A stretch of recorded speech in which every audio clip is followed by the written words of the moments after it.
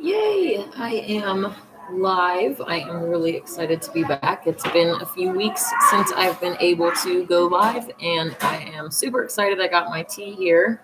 Um, Hopefully, you're doing well. Thanks for joining. I have a few different things that I wanted to talk about today. What's happening right now?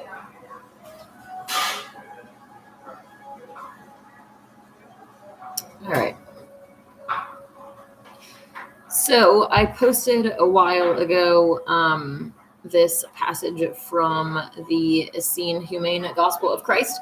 The Essenes, for anybody who doesn't know, they're still in existence today, a sect of Jews, like the Pharisees and the Sadducees are a sect, but the Essenes were a different sect that did not participate in the man-made traditions. They were against animal sacrifice. They focused on, actually abstaining from sin and doing daily purification rituals and intentional communions with different angels and the Creator, the Heavenly Father, and the Earthly Mother, to actually form this bond with them rather than the mainstream religions that we see today that are, just blindly believe this book, follow the book, and you're good to go. Believe that somebody died for your sins and you're good to go. It's like none of that. They don't believe that anybody can die for your sins. Like if you go out and sin, somehow shedding innocent blood isn't going to solve the problem. It's actually going to make you even more guilty. And I've read about that before as well. So I found the Essenes somewhere around 2015, and that's when I went vegan, of course. And I wanted to read this passage from the Essene Humane Gospel of Christ, which is about fish.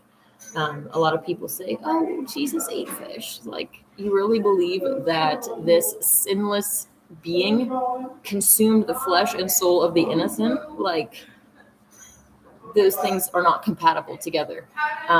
In the Essene Gospels, he actually feeds people grapes and bread, and grapes and bread one time when he feeds 5,000, and then in another instance he feeds 1,000 with melons. So it's really, really cool in my opinion.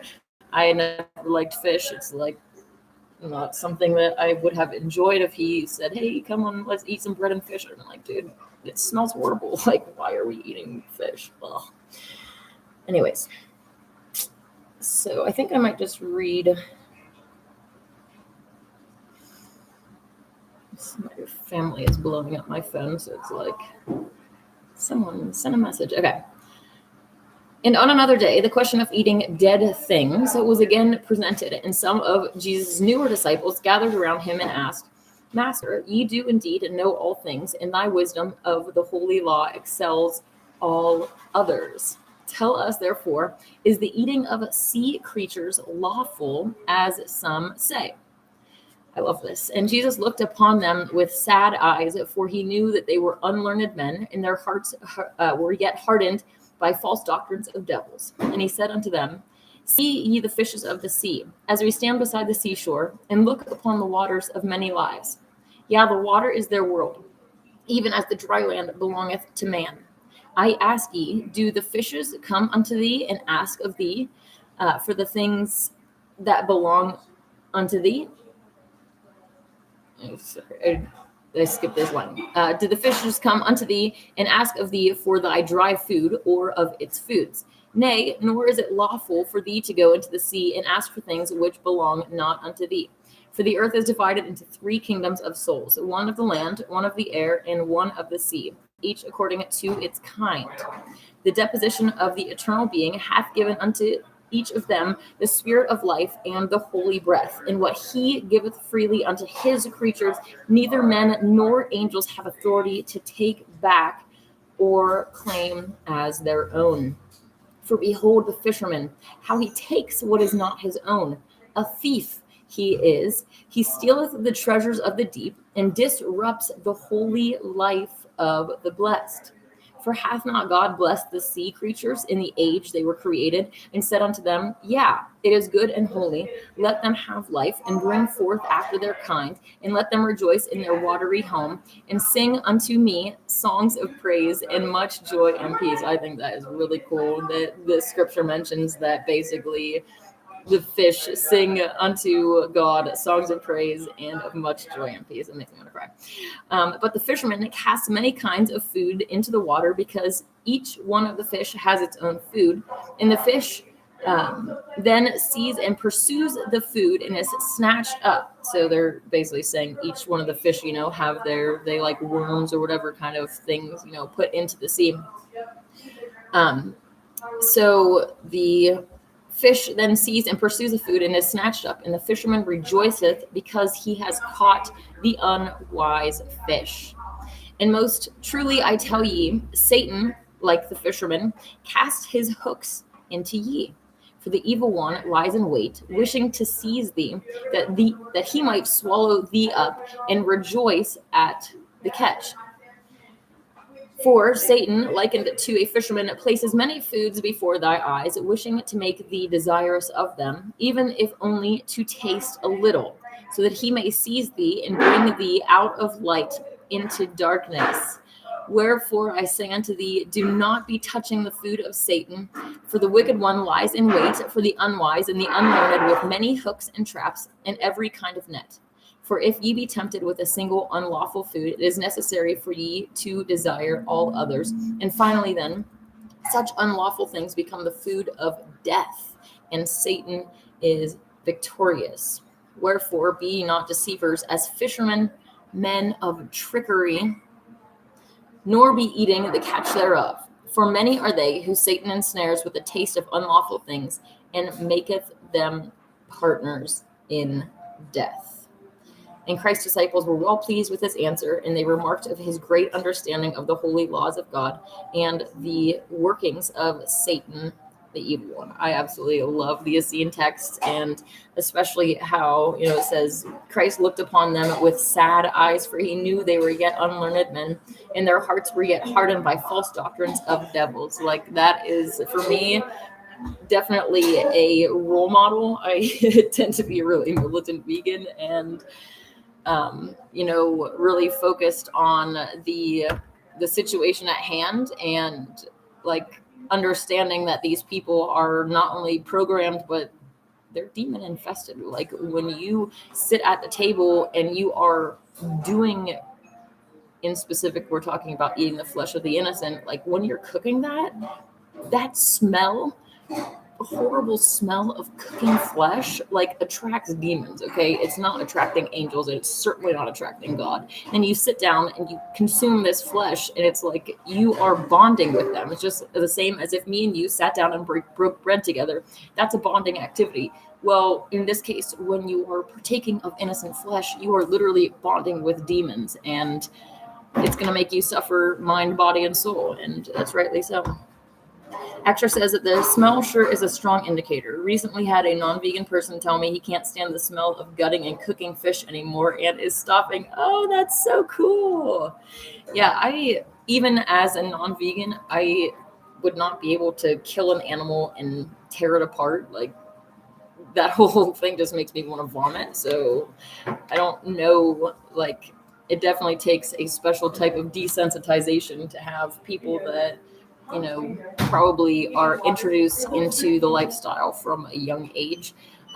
People that have parents that take them hunting or fishing or whatever. My dad definitely took us fishing, and we never actually ate the fish. We just caught them and threw them back in, which is absolutely horrible. Like, can you imagine just going to take a bite of something that you find is really tasty, and this hook just goes through your face? Like,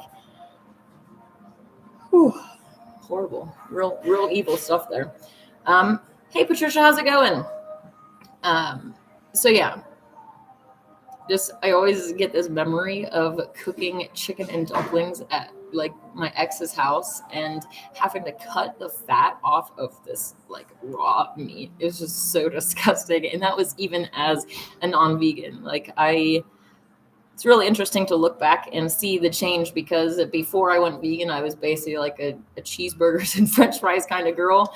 And once I found out that it was a moral issue and the connection was made between, I've always been very anti-abortion, even in cases of rape and ectopic pregnancy, which is definitely not a popular opinion at all. I don't believe that an innocent life should be ended because of these situations, and there are plenty of testimonies of people online that have had their babies that came from rape or even ectopic pregnancies completely well and healthy, and they chose not to murder their unborn child. So anyways, once the connection was made for me that, the voice for the voiceless, you can't just pick human voiceless species and, only speak for them. You don't think that little baby cow wants to live, and instead you go and slice its throat so that you can steal its mom's tit secretions and eat its flesh. Like, you're the psychopath. Anyways. Sitting in Ellie's, the restaurant. I'm kind of glad that it cleared out, because there's a lot of people in here. Like, there's another family over there. They're all like eating breakfast sandwiches with eggs. Never liked eggs either. Like, eggs and bacon and just nasty, the most disgusting things. And they get humans to eat these and be addicted to it. I've said before, if you check out my video on how to become immortal, I talk about this bond, like I was saying, that you make with these demons. And when your physical life ends, if you especially want to go to heaven, you're going to have to separate yourself from those demons. And it is a very painful process. Like a purification fire that, the demons fine with it, because the demons, usually jinn, they are beings of smokeless fire. So, this whole concept of the devil and his buddies getting thrown into the lake of fire, like, fire is literally paradise for a jinn. So I'm not really sure why people are getting like cheering about this. It's like they're going to go take a break, I guess, back into their fiery paradise. It's a hell for humans, but a paradise for them. Anyways, the point is that when you die, you have to cut off these connections that you've made, and it's really painful being burned to death. Eventually your body will shut off the pain receptors and you'll stop feeling it, but your soul doesn't have that ability, so you're gonna feel it, and it's gonna be really painful. So I definitely encourage people to purify now while you can, and take the hard road instead of just continuing to go along with everything that you have always believed your entire life. It's funny because, well, not funny, haha, but funny, actually quite irritating, because people want to claim that they're fighting the new world order by posting these memes and waking people up instead of like, all right, well, you're aware of all of this evil going on, but what are you actually doing to make a difference, to change? Like, if you could wake everybody up, but if nobody ever changes their actions and they keep continuing to do the same exact things that they've always been doing, what good is it? Like, you actually need to do something with that knowledge. And especially those people, those clowns, they're like, oh my gosh, the Satanists in charge eat humans, they're baby eaters. It's like, before you want to point fingers, you better go and look in your freezer and make sure that you don't have babies in there as well. How do you think that you're any better than them? It's just because you have this very narrow-minded human perspective. It's like, don't eat us, but we'll eat everybody else. Like, that's not how this works, okay? You want to claim the circle of life while complaining about yourselves being part of it, and like, you think that battery farms and CAFOs are the circle of life when you rape animals pregnant so that you can slice their throats and steal from them and eat their flesh. Like, that's not the circle of life. That is psychopathy. Hi, Kyle. How's it going? Hey, the Israelite. How are you? Oh, hi, Queen Spirit. Thanks. Hopefully you guys are all doing well. I'm glad to see that you are here. Kyle is actually going to be headed back to Mount Shasta within the next couple of days for my birthday. And it's actually his birthday on the 22nd, you said, right? So he's going to be coming to Mount Shasta for that. My birthday party is going to be on the 17th. I'll be hosting my second chess tournament. Anybody that has observed me for the past few years, you'll know that every event I make it better. The most recent thing that I added to my full moon celebrations on the mountain was these really cute little lights going over. But it basically started out with nothing. And then, over the years, I've gotten these blue tablecloths. I have all this like catering equipment. I started off with processed junk food, and now I literally home make everything. So it's definitely gotten better over time, and the chess tournaments will definitely follow suit. So I'm pretty excited about that. Most people have already seen that not only on my birthday, September 17th, but I'm also having another chess tournament on October 9th, and that'll be actually on Mount Shasta at Old Ski Bowl, which is going to be really exciting. I'm not really expecting a huge turnout because it's all the way up on the mountain. And most people usually hang out at the park, and there's a lot of travelers and stuff, and they don't really go up there. But I'm really excited because in the future I want to have like a big event and have the full moon celebration afterwards. So we'll see how that goes this time around. Not only October 9th, but also December 12th, I'm going to go up to Portland, which is really exciting. I had Jeffrey Kenway reach out to me from the Portland Chess Association and basically say if I was coming into the area that he would like me to, stop by his chess club. I'm like, sweet, let's hit the ground running and just do a tournament like this. Everything that I do is to get to the golden age, and hosting chess tournaments here and there. I also am getting ready to set one up for early next year in Southern California and San Diego, which is going to be really, really big if we can get all of the promotional stuff out. And I'm really, really, really excited. So it's going to be a 5-minute blitz tournament.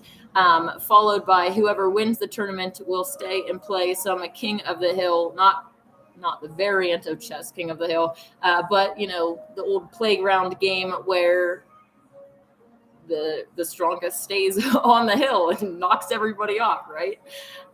So I'm really, really excited about all of these things, and yeah. Okay. Faye says, hey, Queen, do you think humans are originally breatharians? Because apparently even fruits don't want to be eaten. I disagree with that. I think that apples do want to be eaten. And I do not believe that we are originally supposed to be breatharians. Like, that sounds like a miserable existence. I think that our creator made fruits with the intent of, like, if I don't go and pick this apple, it's going to fall to the ground and rot. Like, that apple wants me to eat it. It is an honor for that apple to be eaten by me. There's no actual killing done. There's no harm done at all. And so, yeah, I do think that fruitarian is the way to go. I'm currently a fruitarian. I've never felt better. That is really, really cool, Faith. That's something that I aspire to be. But if I'm really honest, food is like my primary thing. Just being a single woman, and that I just love food, and that's like a lot of pleasure for me in life to eat junk food and have the satisfaction that comes from a big bowl of spaghetti. So yeah, I definitely need to work on that, but I'm not ready to drive the gluttony demon away yet. All right, the Israelite says, very cool. That's a great way to help you enjoy the peaceful fruits. If I had an electrical vehicle, would like to do something like that, or a food e-truck. Oh, that'd be pretty cool. Are you a chef then, the Israelite? I was never really into cooking until I went vegan, and I'm like, wow, we can make so much with plants. Like, it's truly amazing what you can make. Pretty much anything that you like can be made in a vegan version. So there's no justification to continue eating animals. You not only have the world at your fingertips, like you can type in blah, blah, blah, vegan recipe, anything that you like. You can even like ribs. They have like a popsicle stick type thing, like to give you the experience of ribs, if that's really what you're into. I was never into anything on bones. Like, I'm not, I don't want to say caveman because I don't believe in caveman, but it's like, I'm not a caveman. I'm a civilized person and I do not gnaw on bones. Like, that's just so disturbing to me. See people like sucking on chicken bones and stuff. Like, what is wrong with you? And then bone broth. Oh, talk about black magic. Going and gathering the bones of an innocent being and making a watery broth out of it. Like, oh my gosh, what they get humans to eat is ridiculous. And now almost, most of you already know that they are promoting or pushing eating bugs. So now we go from having humans degrade themselves with eating rotting flesh to now going around in the ground and picking bugs like little meth heads looking for their protein. It's so degrading and very sad. Hopefully none of you guys are into bug eating. Extra says it's a worthy consideration, but we have teeth and a digestive system. Yes, I think that obviously breatharianism kind of goes with fasting, because if you dry fast, you're not consuming anything, right? It can definitely be a very powerful healing mechanism. And I think that we're supposed to have, like a balance between feasting and fasting. When you're in a feasting state, your body is building things up and taking the nutrients and making new building blocks for your body. And when you're in the fasting state, it's breaking that stuff down. It's, detoxing your body, getting rid of stuff. And for most of us, we've been in this fast, feast state our whole lives. So it's like our body is constantly just an overload. It doesn't have time to actually process and completely clean itself out, because you're constantly in build mode rather than cycling between the two. Kyle says, Meyer store in town just went through a reconstruction and added more vegan options. Woohoo! That's so cool. And you have like a local vegan truck that you post their stuff on your Facebook page, and it looks really amazing. Actually, it's kind of funny because in planning my trip to Portland, my ideal vacation is like to go somewhere with lots of vegan restaurants. And just like, I plan, here comes the gluttony demon. Okay. I plan my vacation around the food that I'm going to go eat. And I'm not sure if you can see this, but this is what it looks like in Portland. These are all green. These are all vegan restaurants. And this is Mount Shasta. 0. Like, oh gosh. That is extremely exciting to me. So, woohoo! The Israelite said, ye a raw vegan master chef. Oh, very cool. I seek to accomplish something time soon in the future is a dream of mine to be. Okay. That is really, really cool. If you have some recipes, I would definitely be interested in sharing them with you. Pinterest has a lot of great recipes. If you look me up on there, I have a whole section of pins that is called Karma-Free Cooking. And I have like a ton of different subcategories under that, like just anything that you like can be made in a vegan version. It's crazy. And even further, raw vegan. Like I make raw vegan tacos. I make raw vegan cheese. It's astounding what can be made with plants. So I'm planning on, for my birthday, making 3 different types of vegan cheeses. I have a cooked hot potato and carrot nacho jalapeno cheese, a liquid bell pepper cheese that's like, I kind of put that with the taco bar, and then the other one is a cashew based cheese dip that I absolutely love with veggies. So I'm gonna be putting those out, and yeah, probably a little bit different than my full moon events. I don't want to stand and like cook for people for hours. So I probably won't be making my vegan burgers and stuff.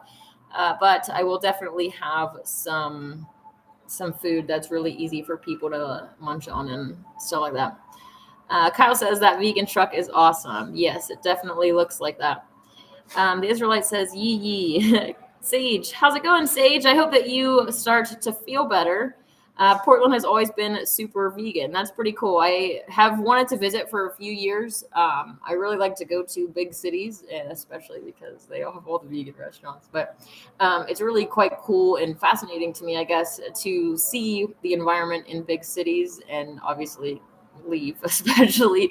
I went to Southern California to know like San Diego and some other big cities down there, and this was actually during COVID type times, and they have like signs that say, "Wear your mask, cover your faces." Like, do I look like I'm going to cover this? No, I'm not. But they were also asking for, jab passport, or not passport, but jab verification to get into some of the bars. And one of them I just said, "Oh, I didn't know. I left it at home," and they let me in. So that was fine. But anyways, long story short, I like to visit big cities and see what it's about. So I'm super excited to visit Portland and see what's going on. But other than the veganism thing, to be honest, I've not really ever heard anything good about Portland. So yeah. Kyle says, I made chickpea nachos the other day. So delicious. Were the chickpeas like, did you mash them up, or are they like, just on top, or what? I am not really, I've never really dealt with chickpeas before. So yeah. Faith says, do you think mosquitoes are attracted to acidic blood? I have definitely heard that before. And I've also heard that, animals in the wild can sense if you are an animal eater, an animal abuser, or if you come in peace, essentially. So for a while, I've wanted an interaction with a mountain lion. Like, if we could be friends, that'd be really, really cool. But yeah, definitely straying from God's diet is going to cause a lot of issues. And just being acidic in itself, we're supposed to be alkaline. So they're two totally, opposite things. And it's obviously going to cause issues. One, sunburn, for instance, like, the more alkaline you are, the more your body is going to be able to fight against this. You're not going to burn so much. You're obviously viruses and other issues that can come in and live in that hostile environment. It's something that they like, and even demons, the type of environment that they want. The Bible says that your body is a temple. Is your temple one that you walk in and there's like animal corpses hanging from the ceiling, rotting, and blood all over the floor? Or are you walking into a beautiful Garden of Eden where there's like apple trees and all these different plants around the apple trees in a permaculture guild so that it can help each other grow? Like, that is the kind of temple that our Creator inhabits, not the other one. Like,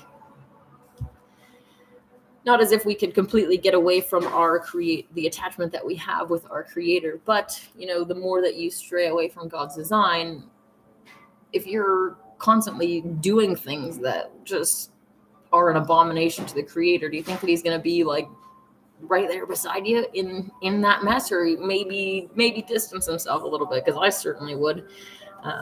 You think He's going into the strip club with you? Come on.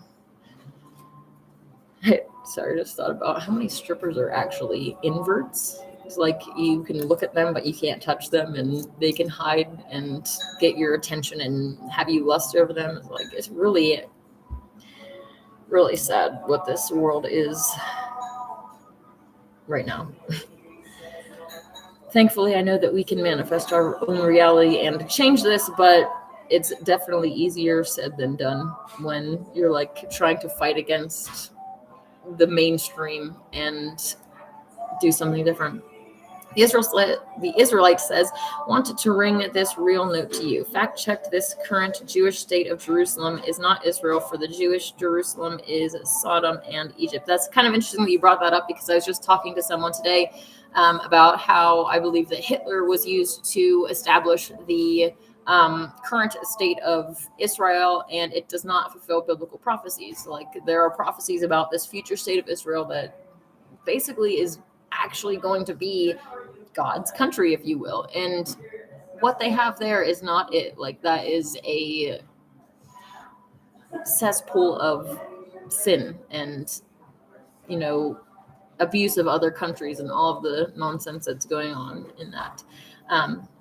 Also, 9/11 today. May we never forget that day that I still remember being in third grade and having the teacher wheel this TV in and sit it in front of us, and just on repeat, this plane crashing into a building. It's just like, we just sat there and were traumatized. Like, I don't know how long it went on, but it's like, going in like a Christian school, being in a Christian home, all this stuff, we're hearing that Muslim terrorists who are anti-Christian, blah, blah, blah. It's like, so now I'm walking around like, is my church going to get blown up? Like, you have this, you're a child. So it's like an irrational fear of these terrorists that are going to come get you. And it's like crazy because Muslim and, Jewish and Christianity all claim to come from Abraham. They're all supposedly from the same source, yet look at how vastly different the beliefs are. And just separating us from our Muslim brothers and sisters with the language barrier and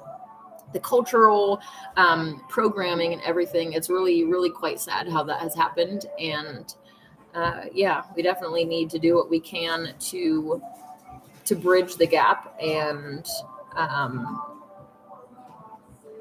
make sure that our brothers and sisters aren't being outcast just because they are programmed to believe that their religion is better because they were raised in a different country. If you were born there, if you were raised there, you would probably be believing the same thing as well. And that's what most people, so many truthers still haven't questioned their belief system, their religion.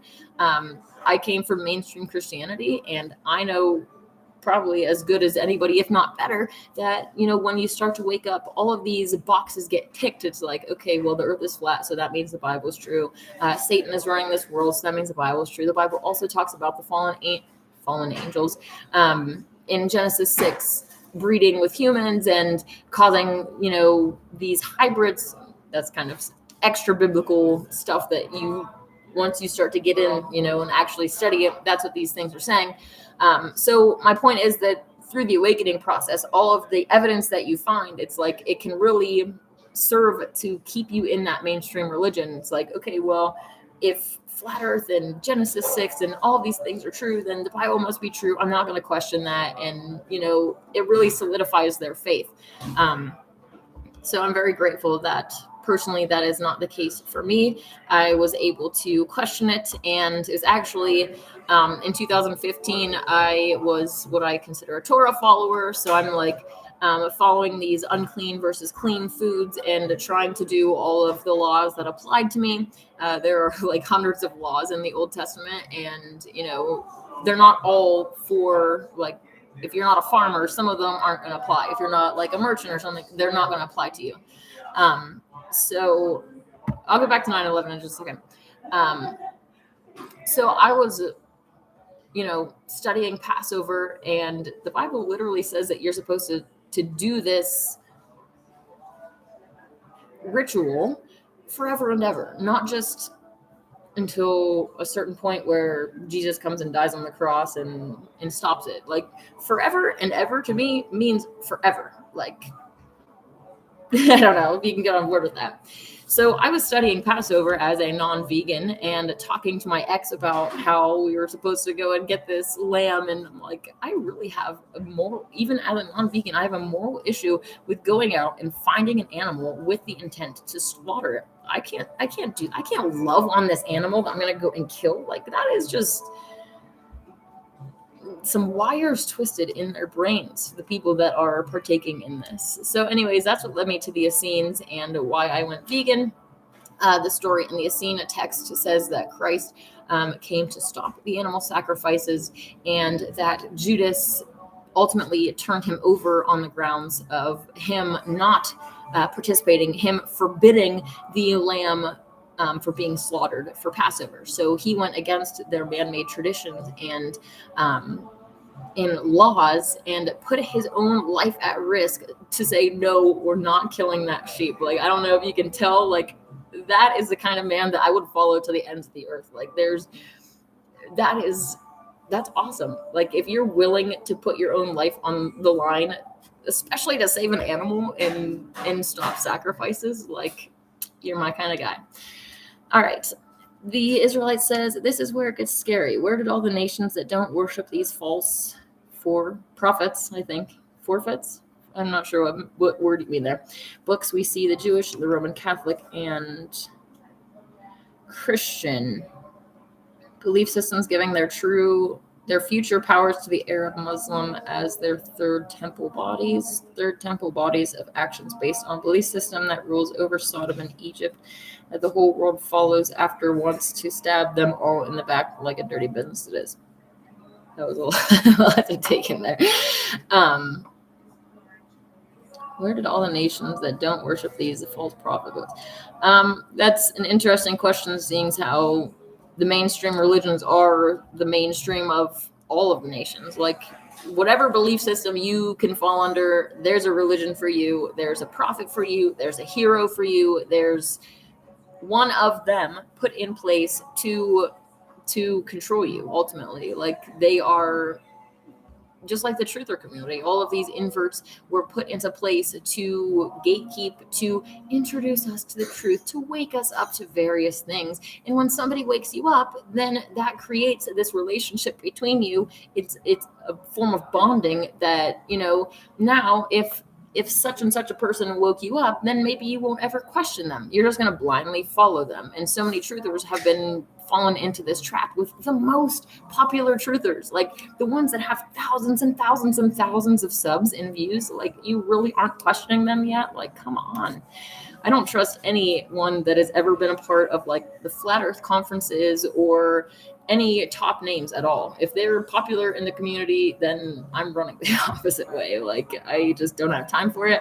Honestly, if I can't see your hips, if I can't transvestigate you fully, then I don't care to sit and listen to what you have to say. Like, it's just, you could be speaking truth, sure, but if you're an invert, then not only are you speaking truth for a reason, right? There's an agenda behind it, but the most likely case is that you're mixing truth with lies, and I would rather just stick to my own discernment and not be involved with that. The Israelite says, as we see on 9/11, putting them up in huge world towers and then bombing their good country. Yes. So as I was saying, for 9/11, totally an inside job, a psyop, a controlled demolition.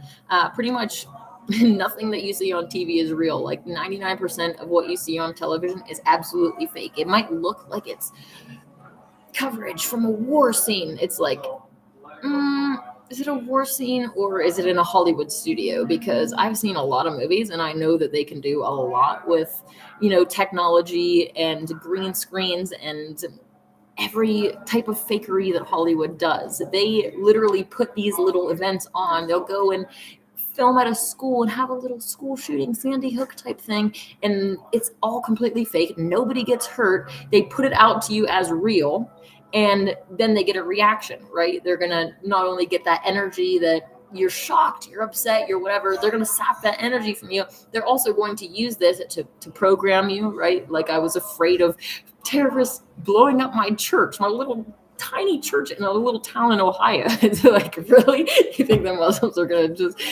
these Muslim extremists are going to choose like a little tiny church in Ohio? Like, that's just the most ridiculous thing. But as a child, that's not something that you rationalize, right?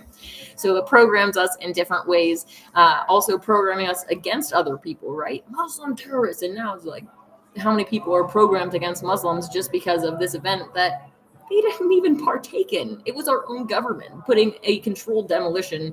Like, there's articles and stuff about the towers being completely empty before, leading up to the days. Like, there were some financial issues and stuff with it, and that the top floors weren't being used and all this stuff. Like, it was a controlled demolition, and there is so much evidence. There's even, let me see here, architects and engineers for 9/11 truth, I think is what it's called. Nice.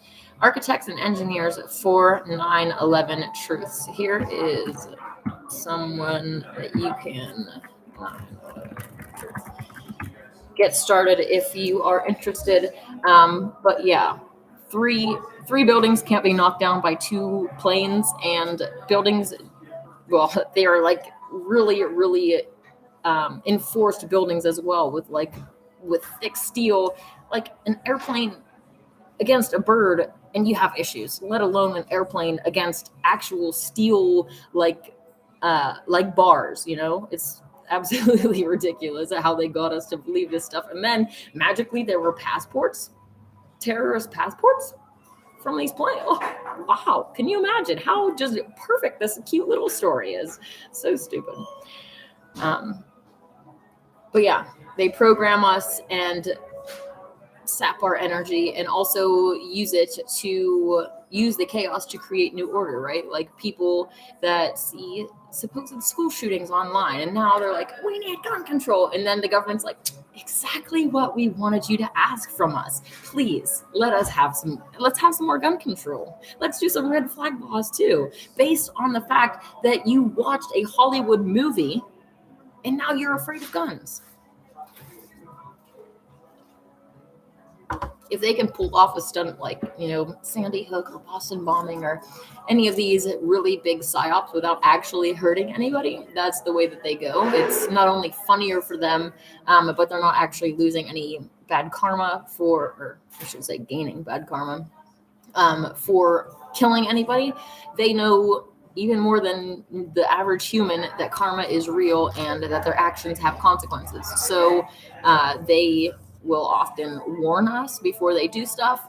And like the inverts usually get real humans to kill. So they will convince a real male usually to do what they need to do, right? Like Hillary Clinton didn't go out and suicide their friends, right? Like there were real men that would have been charged with doing that.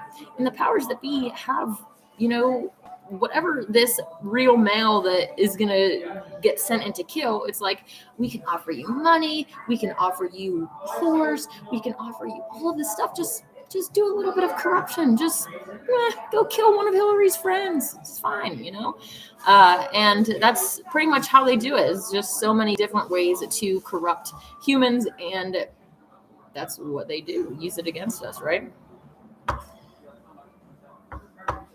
The Israelite says, no, it's the Sodom and Egypt Jewish and the Roman Catholic. Well, I say that those are Jews that say they are Jews but lie. They are of the synagogue of Satan. They're Satanists. They don't deserve the title Jews because they're fake Jews, right?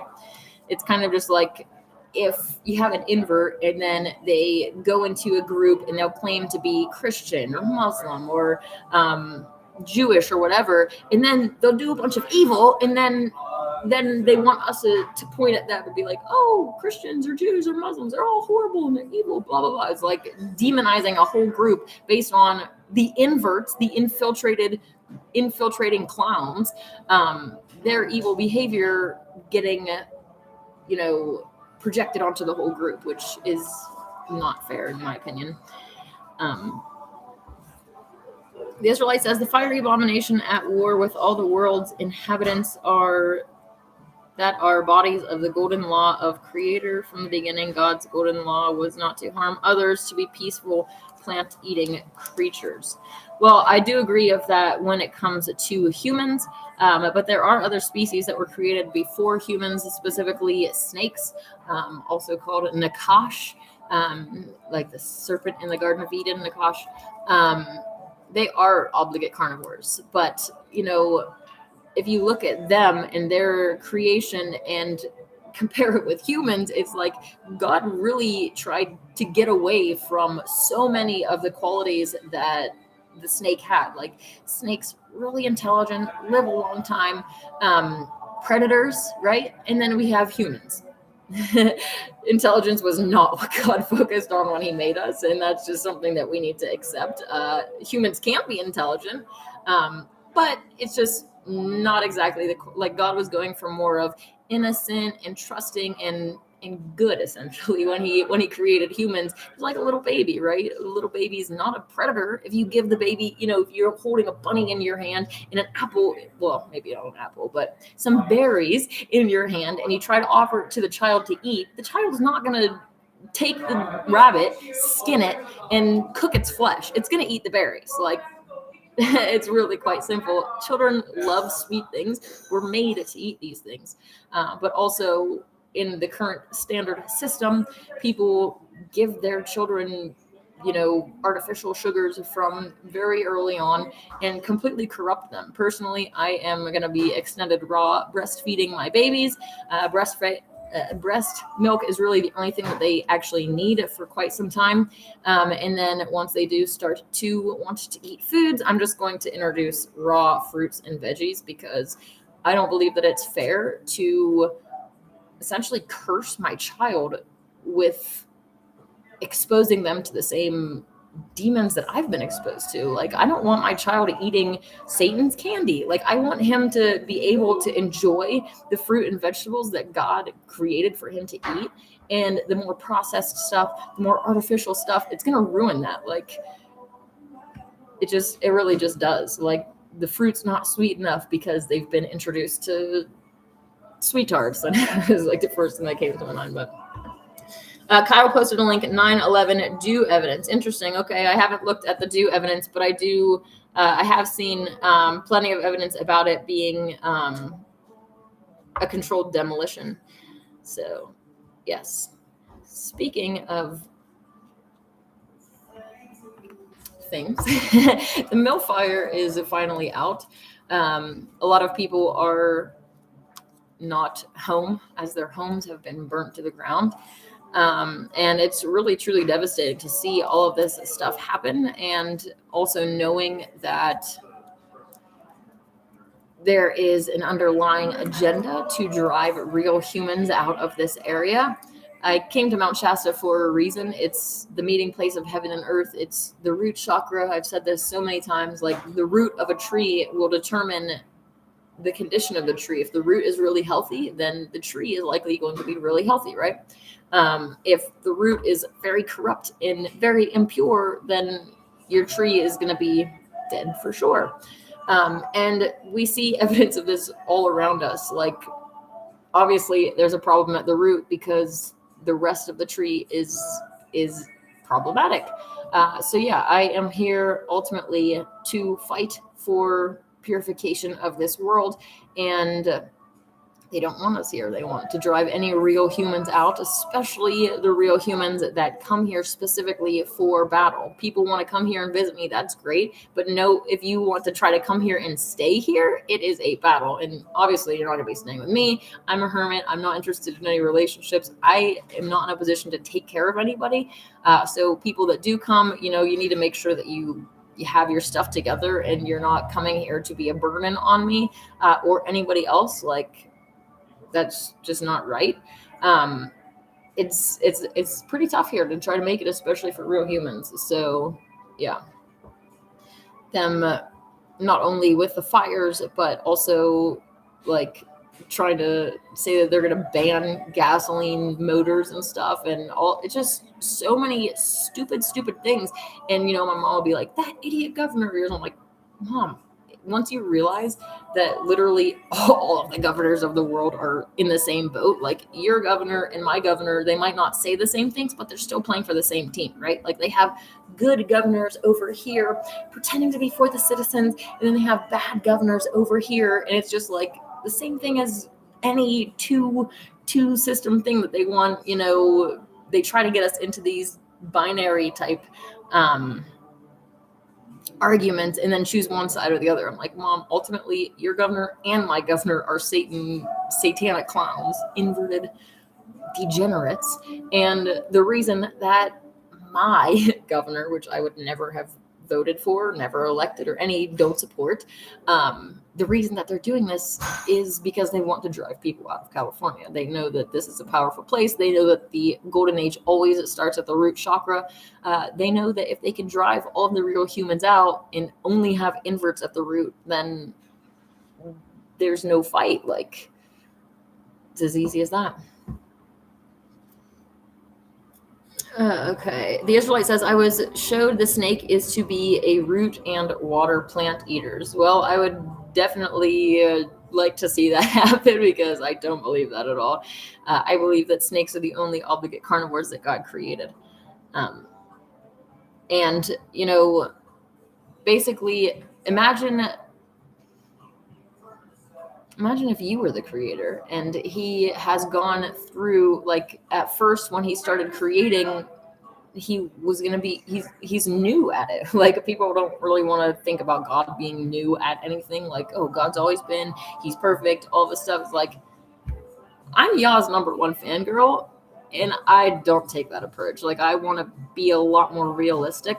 And his creation has definitely changed over time, and I think that he has gotten closer to perfection over time. And I believe that his will for us and the rest of his creation is good, like a good father, but also that he allows free will. Ultimately, he is allowing Sophia what she wants. She is the one who empowers all of this. She's mentioned in Proverbs. In Proverbs 8, it says that she was with Yah before he created the earth, before the earth's foundations were laid. Foundations, not globe nonsense, right?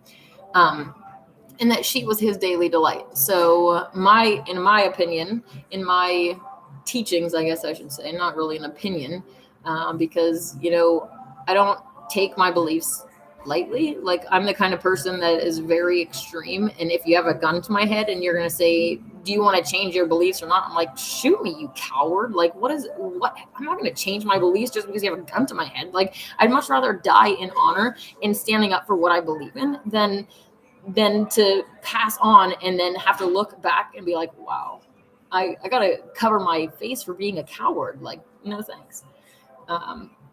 So yeah, my point, what I was going to say is that I believe that Sophia created Yah with the intent of him being the creator. So, like, him being literally born to do what he does, and that this world, it can be a paradise or it can be a hell, and it's all up to us to tell.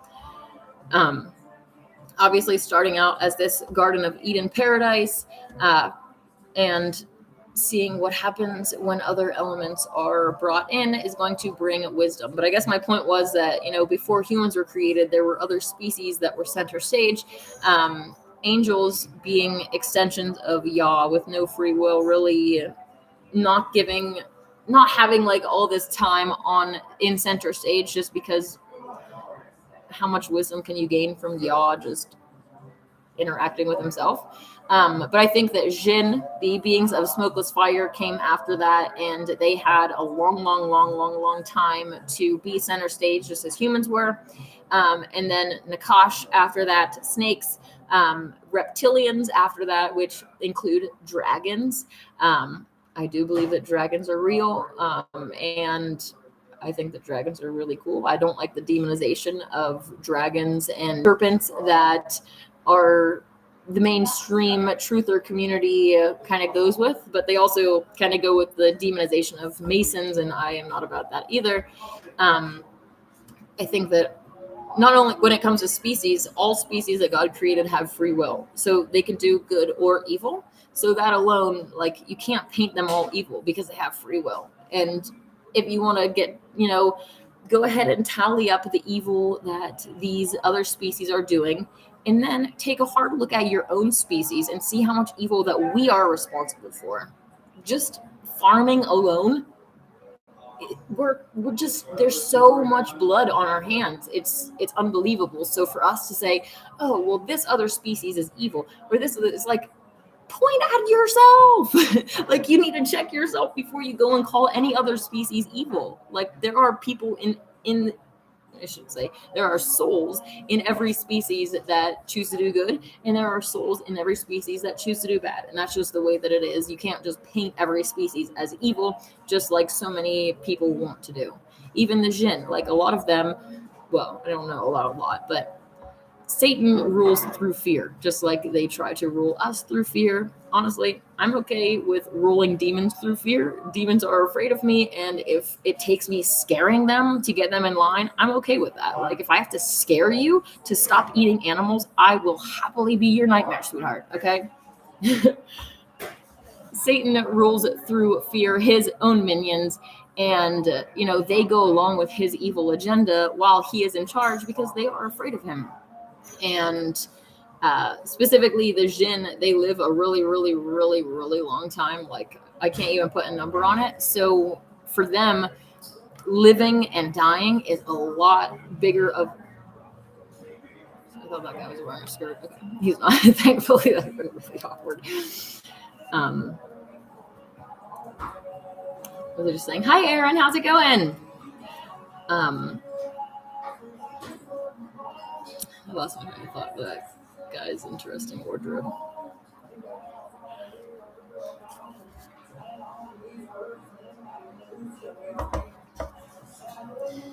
Okay, I'm just gonna continue reading the comments until I remember what I was gonna say. The Israelite says, after the judgment to remove God's enemies, that's the worship of death and not eternal life and peace. Yes, Kyle says controlled explosives were also used, but the buildings were taken down by dudes. Okay, I'll have to check out the link when I am done here. The Israelite says there's a war, there is good, righteous system that does remove the all fiery fallen Sodom and Egypted democracy and is like the Truman Show, holy watchers watching over.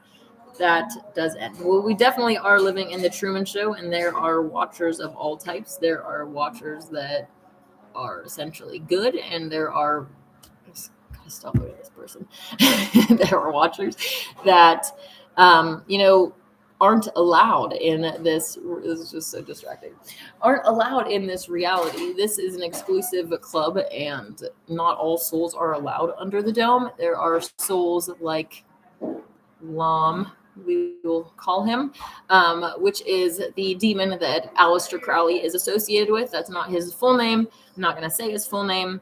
But Lam is one that is not allowed into this realm because he will try to end it. And that's kind of like, I've talked before about how there are different, I guess, levels of. In general, we see, us as the side of light fighting the side of evil, which is Satan and his minions, right? But an even bigger, take a step back for a second. And the thing that both the light and the dark under the dome have in common is that we want physical existence to continue. Like, Satan's not trying to end physical existence. If he could end humanity, that'd be great. And then he could, have a Jinn paradise once more and turn this all into flames, and they'd be really happy, right? But he still wants to exist. So he's not against physical reality. Whereas there are souls like Lam who are outside of this world that do want this physical existence, this physical reality to end. So in one hand, we are fighting against Satan and his minions that are manifesting evil under the dome, but we're also fighting a bigger picture against other even more evil entities that want to actually end this physical existence. Before this reality existed, just think of gods and goddesses sitting around in what they call the cosmic ocean of ether. Gods and goddesses are not limited by the stuff that we are limited by under the dome. So, you can imagine worlds and, create things and you just have unlimited power. So, after a while, how many thousands of years of unlimited power and just sitting around with nothing are you going to be interested in continuing existence? It's like, what is the actual point of this? I'm bored to death. Like, there are souls that have literally gone out of existence from being bored, from not having a light at the end of the tunnel. And this reality being created gives us something to do. Having your mind wiped and coming in as a baby and getting to experience life is as sucky as it can be sometimes, but you get to grow up and fall in love and eventually have your own babies. And there's so much stuff that we get to experience under the dome that you don't experience outside of this realm. And this realm helps to keep souls in existence. So there is an even bigger battle between good and evil that is going on outside of this realm, between those of us that want this place to continue existing and those who want to end it. So, yes. Dadu says, what do you mean by hybrids? Well, the scriptures that talk about these fallen angels, which is a misnomer for jinn, these smokeless fire beings. The most gifted of them can actually shapeshift and hold a physical form for an extended period of time. So they shapeshifted into human males, they seduced women, they impregnated them, and they being non-human themselves are going to bring in different elements to that breeding process. Not only that, but they can kind of manifest different qualities in their seed as well. A lot of them that wanted it to create hybrids, wanted it to make humans better. The story goes that God revealed this great creation of humans. Like, the human body is really awesome. I think that it's spectacular. All of the different systems, like, we have all these little tiny highways of blood going to and from our heart. Like, it's just so intricate and really cool. But the jinn, these beings of smokeless fire, look at us and say, ew. Like, we're not gonna bow to that. Like, that's gross. That's not worth. It's not smart. It doesn't live for it. Like, all of these qualities that are not what they are themselves. So anyways, my point is that when they did this mating with humans activity, they were able to manifest different qualities, and going for, more intelligence, more predatory attitude type things were what a lot of them went with to try to make it better. And one evidence that they are not fully human, I mean, you can look at their behavior and see that they are definitely not fully human, which I'm not against not fully human people in general. I mean, I don't even know what my own blood is. Like, I'm just like, your DNA and your blood don't determine who or what you are. Your actions do. But there is, like, Yah's original design and what is not of his original design. And when positive and negative specifically try to reproduce, there are often serious issues. So, if you're both the same species, you're not going to have problems breeding together. But when you have this other element, when you are not fully human, that's when they have different breeding issues. So that's direct evidence that they are not fully human. We also have some, like, Jacob, I don't know, if it's Jacob Rothschild or one of the Rothschilds, like these conehead clowns. They don't even look normal, so they don't look human. A lot of some even look like actual aliens. Like, one of the recent Madonna replacements, like, has an alien head. It's real weird. I don't believe in aliens, but you understand what I'm saying. Like, aliens are interdimensional entities and usually demonic in nature, so it makes sense that Satan's demon children, have these creepy qualities. Aaron says 9/11 loose change zeitgeist and several more. Also, occult lookup iPet Goat and videos that explain the symbolism on YouTube. Absolutely. The Israelite says at Aaron, waiting for our Savior of all in merry peace. Gotcha. Aaron's talking about highly intelligent beings, been here for a long time, Nephilim, but smaller. Yes, that's another thing about the jinn, is that they are very, very big. There's actually a movie. Just bite your tongue, okay. Not sure if this is...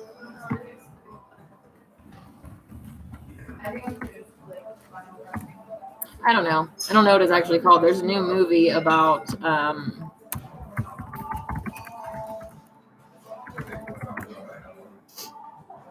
genies called it was like the 1,000-year wait or something. I don't even, what is this called? It's in the theaters now. Here it is. 3,000 years of longing. Well, I was definitely way off with that, but that's funny. I knew it was something 1,000 years or something. Okay. Anyways, it actually kind of shows how large it kind of doesn't exactly show in real scale, but it shows how big they are. So it's kind of an interesting movie. But all sorts of programming and demonization of genies. We're given, like, all of these stories about all of the wishes taking a nasty turn and just all sorts of demonization, essentially, of Jinn. And that's not to say that some don't like to mess with humans. I mean, they do. Some of them do. But it's not that we should label the whole species as evil, just as I said before. So.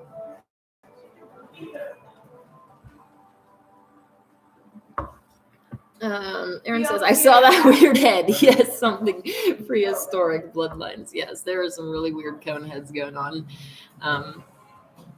So yeah. All right, let me see what else we got to talk about today.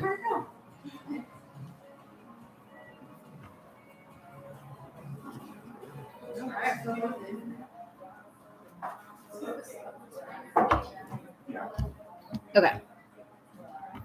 I actually had some people asking questions about, let me actually just read it.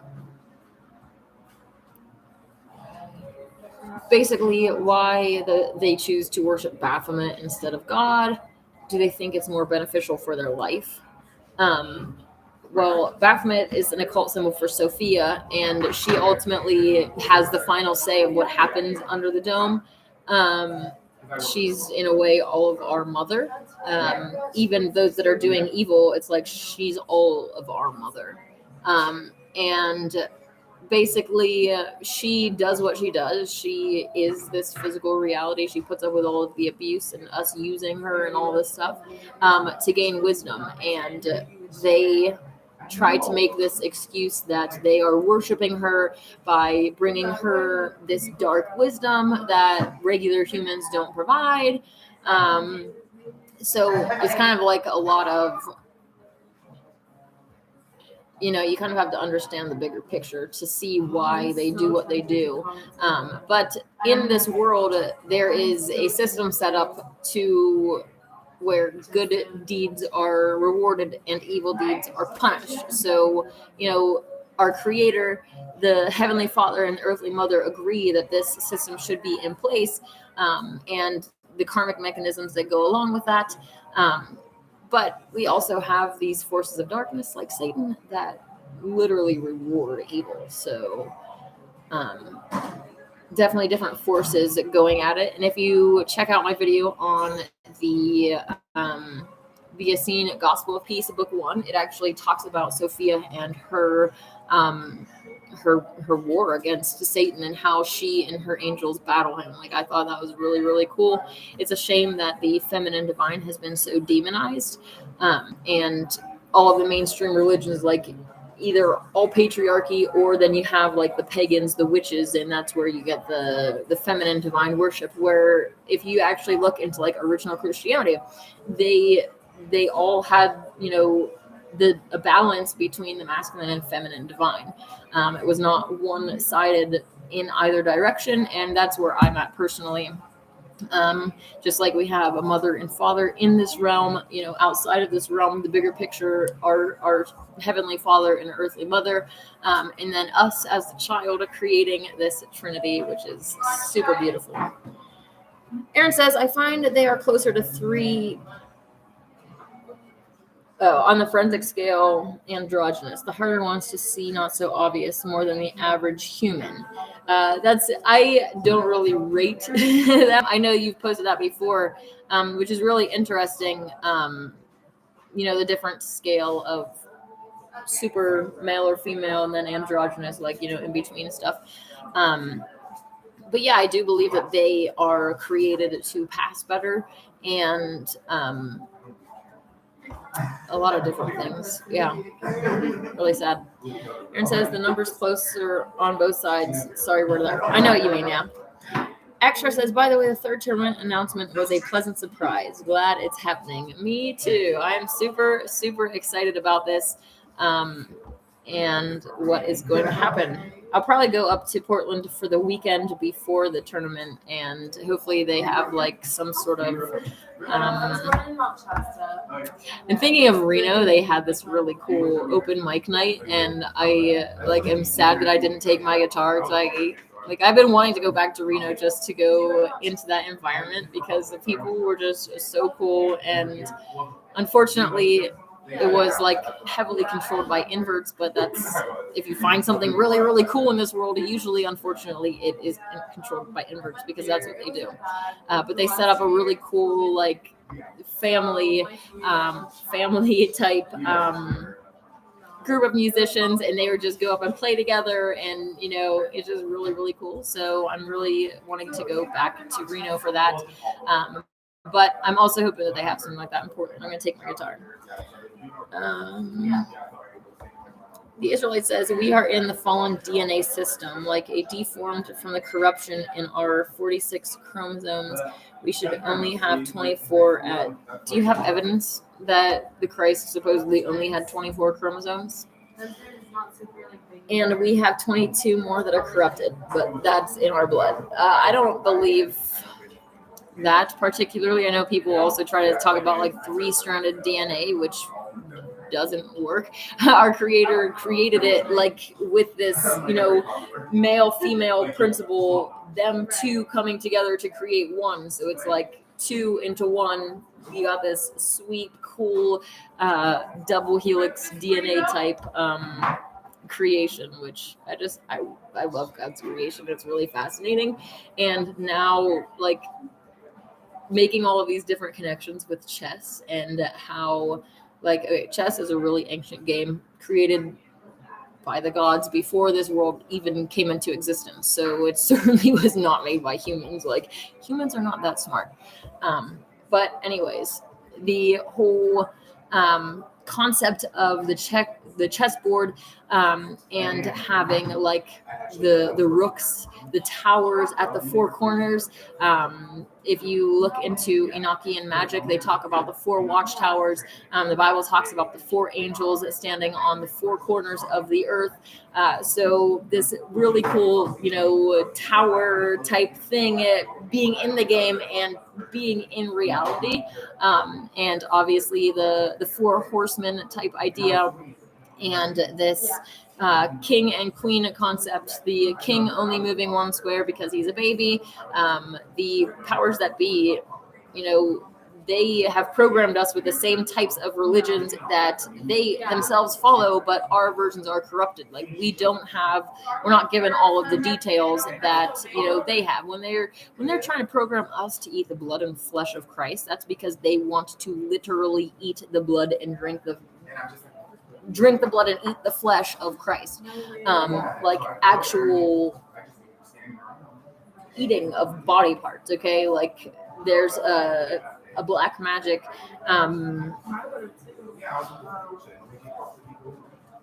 train of thought. I don't really know. But anyways, if let's say somebody is really intelligent and you want that intelligence, well, if you want to take the black magic form of it, then you go and eat their brain. Like, you actually take on that essence that you consume through this. So they give us this supposed innocent, eat my blood, drink my whatever, drink flesh, whatever. You know what I'm trying to say? They try to give it to us in this wrapped up, pleasant version, when in reality it's really, really dark and a really dark and sinister belief system. But they do ultimately, the son, King David, that is their focus. And the more you awaken, I think the more that people will align with the true religion that is. The Israelite says, well, they do have the facts, and ye the English in England has a garment with blood from Messiah, and with the proof I hear. Well, yeah. I just don't believe anything that they have to say, to be honest. Like, if I don't believe it. They literally could have just gotten any garment and maybe even it's not even blood. I don't know, but I just don't believe anything that comes from them. So I guess that's where I'm at. I'm extremely skeptical and distrusting. So yeah, when I find real people that I believe are real humans and that I can trust, it's definitely something exciting and something that I really value. I value loyalty and I value and reward loyalty, I should say. So yeah, thank you to all my friends who are in that camp. Let's see what this person is saying in English. Unfortunate, because just like everything else, our translators and stuff are designed to cause issues. Like, they're not translated properly to have problems. I meditated a lot on the article about not eating what is alive and appropriating it. It's very profound as a questioning. Yes. Well, that sounds really good. That's awesome that you are, meditating and actually considering what you eat, when so many people don't care. They don't think that it matters, when it literally matters the most. Like, you can be the best human, that you donate to the poor, you help with everything, and you're great when it comes to dealing with other humans, but 3+ meals a day you go and slice a cow's throat. Like, you really think that you're a good person because you're nice to your own species and not the other, like, just complete disregard for every other species on the plane. Like, yeah. The Israelite says, have you ever read or watched The Da Vinci Code? I have, a very long time ago. So I've watched a lot of movies since then. I really like to watch movies to see, what kind of programming that they put out in front of us. Someone was commenting and said, oh, the entertainment that they give us. Like, if you really think the powers that be are concerned with entertaining you, well, I have some news for you. Like, they aren't, oh, what will humans like today? Is like, no, they're trying to distract us, right?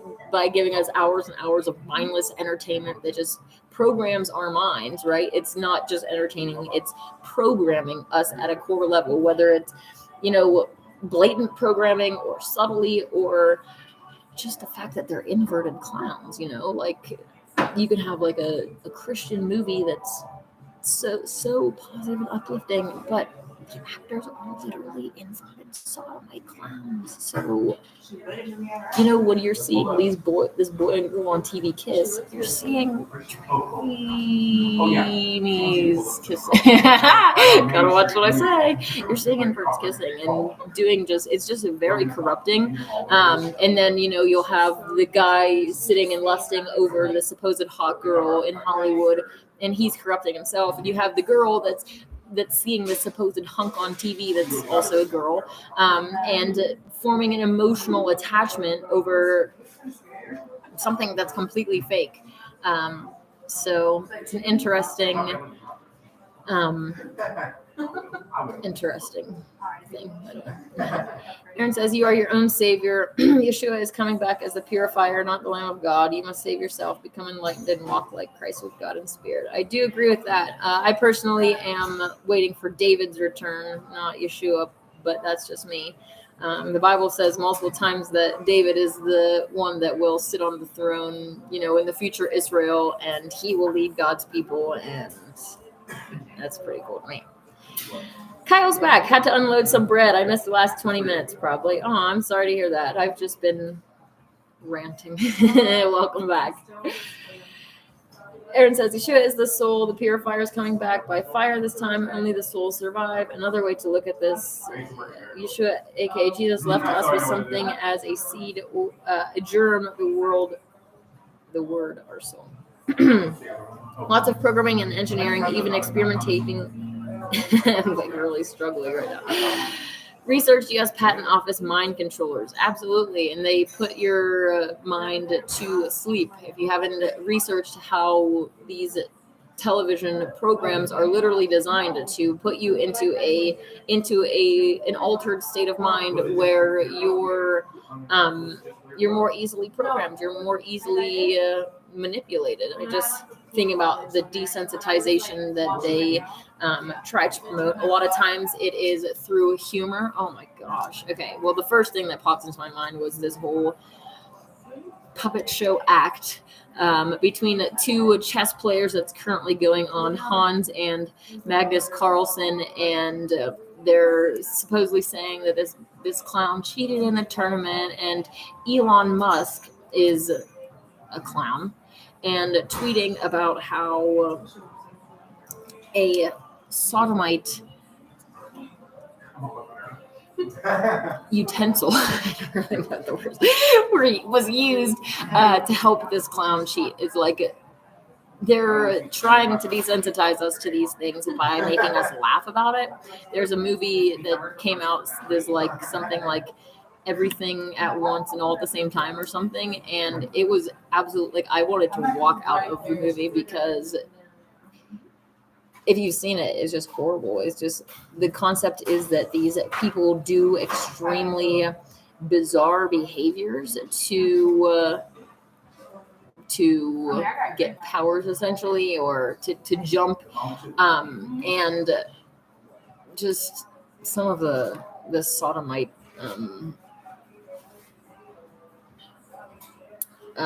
scenes in there is like, wow, that's really horrible.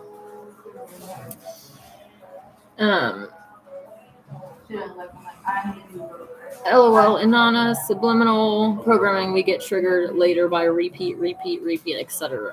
Psychological warfare, yes. Yeshua to me is the soul. It means savior or to save. I agree, David, or I call it the Lord of Spirits. We are the spirits under our Lord. Okay, gotcha. Yes.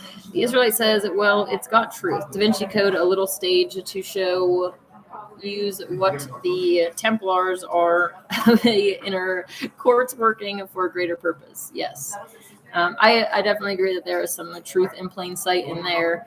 And I do personally believe that, Christ and Mary had a love child, and, I believe in this trinity of Father, Mother, Child, and that Christ wasn't, sent on this mission alone, but that there was this balance in him and Mary working together just as a balanced couple. And I find that really, really inspiring. And there's a story about the blue rose, which I've recorded before, and it just had me in tears because it's talking about, Christ and Mary in the night before he's arrested. He basically gives her this blue rose, and before I even knew about the Order of the Blue Rose, when I was in college, I got a blue rose tattooed on my foot. So it's kind of interesting to see different ways that I've connected through the past subconsciously, and putting all these pieces together now. It's like really cool in my opinion.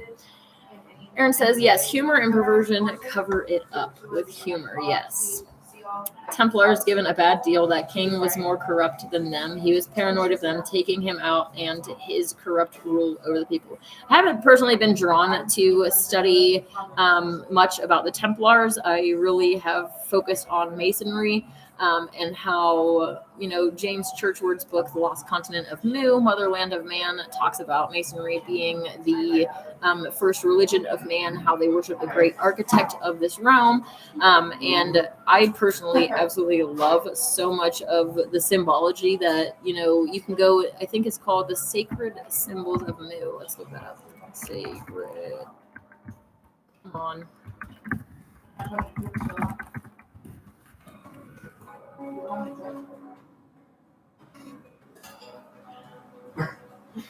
I just like it in my environment. I keep saying sodomite really loud. And there is one sitting at a table in front of me. I don't know if you can even hear what I said, but it's fine. Okay. Sacred Symbols of Mu. Okay. So yeah, it's pretty interesting, and it talks about, there's one in here about, the pyramid and the little eye in it, the all-seeing eye, and how this all-seeing eye was actually supposed to represent God, and how he sees everything, the eye of providence. And obviously now we have people who are like, oh my, you've got an eye, so you must be evil. Like, well, I have two eyes, but thanks. Just kidding. Yeah. They like to demonize pretty much everything. I was kind of trying to scroll through here to see what page that might be on and actually read to you. When I was with him, I went the exact meaning that it says here.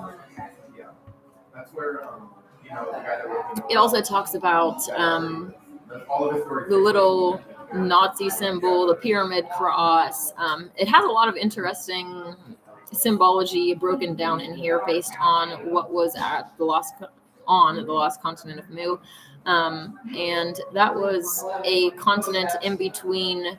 Well, I don't really subscribe to any map or model, but they say it's between Asia and the United States and the Atlantic Ocean, or Pacific Ocean, and Atlantis is in the Atlantic Ocean. And the lost continent of Mu, I believe, actually talks about how in these ancient tablets there were writings about how the land that we're living on is actually held above the water by a network of like a honeycomb network of explosive gas. So basically, when God called the land up, it was literally called up from below, and it's floating on these explosive gases. And whenever Yah wants to sink a continent, he could just light this network of explosive gases, and it'll just sink the continent really easily. So I think that's pretty cool. But obviously, a lot of people don't want to think about the fact that we're like living on explosive land underneath a dome with water above it that could drown us. Like here it is. An equilateral triangle symbolizes the creator, and as the creator dwells in heaven, the triangle must necessarily symbolize heaven also. For where the Lord is, there is heaven, which is kind of cool. Let's see, where it talks about the eye.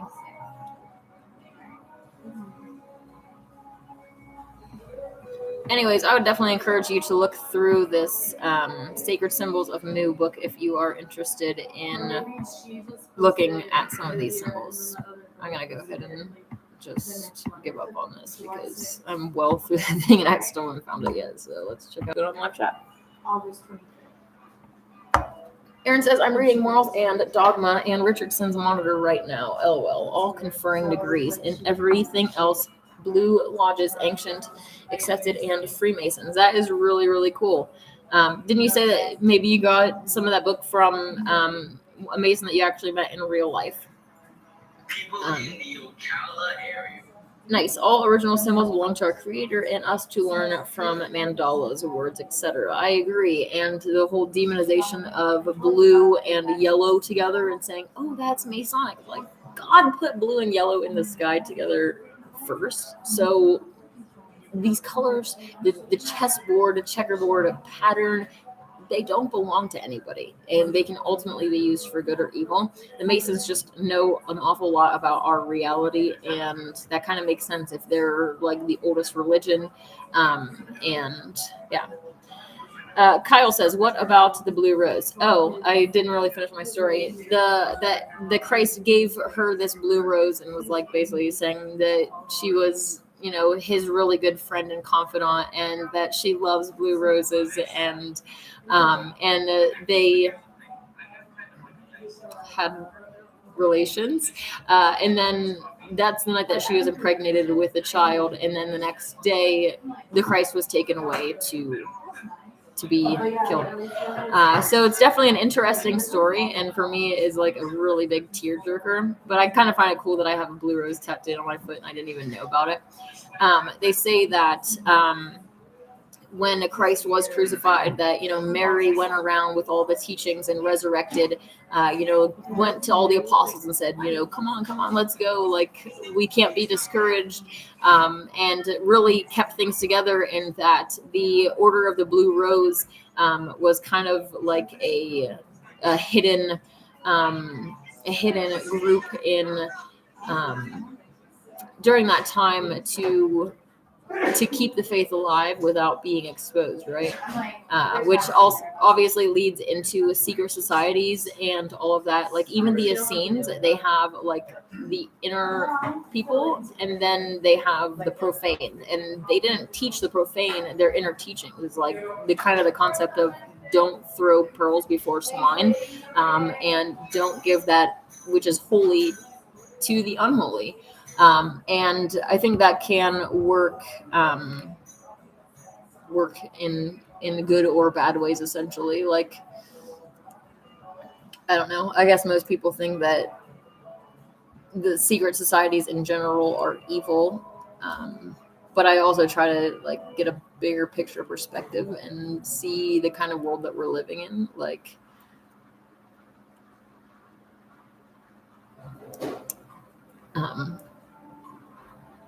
yeah, if I had like great truths to our world, I would rather share them with real humans that I believe are not inverts. Anyways, I'll share with anybody here, including inverts, unfortunately, because I know that many are watching right now and don't want to say. The Israelite says there is a greater government that gave all their order to the golden law and peace for all humanity after these fallen fiery democracy is removed from ruling over all Middle Earth. I do agree that there is a greater government. I am a monarchist myself, and yeah, I am very, very firmly against anarchy. Anarchy never lasts. It never results in a golden age. If you want to promote anarchy, it's basically do what thou wilt. And if you're in an anarchist state, especially as a vegan, like how are you gonna? You can't stop that guy over there from going and killing a cow because it's anarchy. Do what thou wilt. Who's gonna stop you? Perfect. I'm laughing at this person that was mean mugging me, and then they're like, I don't really want to hear this. Like, good. I don't want to stare at you mean mugging me, weirdo. All right, anyways. Aaron says, yes, 32nd degree former Mason, though, in regards to getting some books from them. That's really, really interesting to actually get to talk to them. I actually went on a Masonic tour before. Someone on my Facebook friends list invited me and said, hey, I'm a Mason. You want to come and check out our building? I'm like, sure. I've never been in a Masonic lodge before. It'd be pretty cool to see. It's really interesting to see their symbolism and the setup and feel the energy that was in their like ritual room that they did all their stuff in. Like very, very powerful magic for sure. Unfortunately, Freemasonry has been infiltrated for a very, very long time, and the ones at the top are not what the ones at the bottom think that they are, right? If the ones at the bottom knew who they were under the order of, any real human is going to be like, I'm not going to be under the orders of an invert. Like, you're either... I should never say that. Okay. Kyle says the TV show The Order brings up the Order of the Blue Rose. Let me see this. That's interesting. The Order series. Ooh, what is this? A horror drama.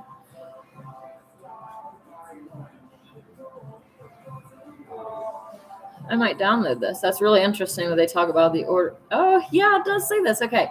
When Belgrave University student Jack Morton joins a fabled secret society, the Hermetic Order of the Blue Rose, he is thrust into a world of magic, monsters, and intrigue. Okay, you definitely have my attention. I like, sci-fi type stuff, especially when it comes to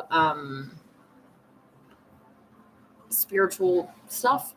I really am not a fan of any globe-tarded nonsense. Like, that's not my kind of sci-fi.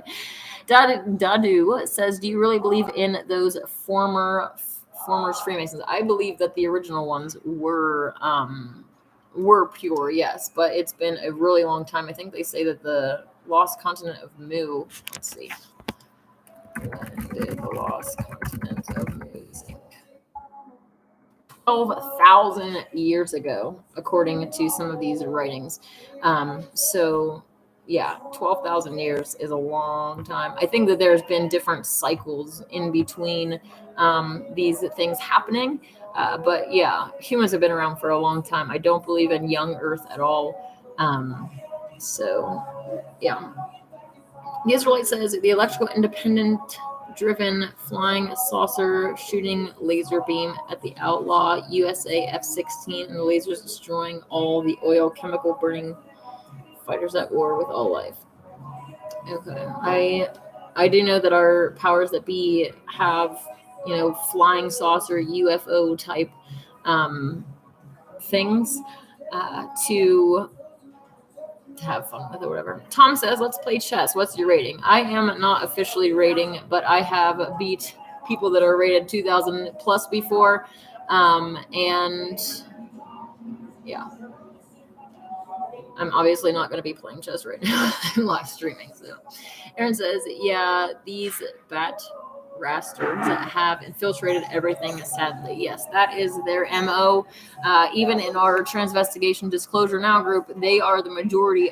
They're the majority of truthers, unfortunately. Like, it's really quite discouraging. That's one of the reasons that I'm not so focused on the truther community right now and focusing more on the chess world, because there's actually real humans in the chess world, and that's what I'm looking for. People that are ready to wake up, and especially if you pride yourself in being intelligent and like the things that I'm saying about us not living on a giant, like, you should be able, if you are actually intelligent, to look into the evidence of the things that I'm saying and put two and two together, because literally there is so much overwhelming evidence that what I'm like speaking in general is true.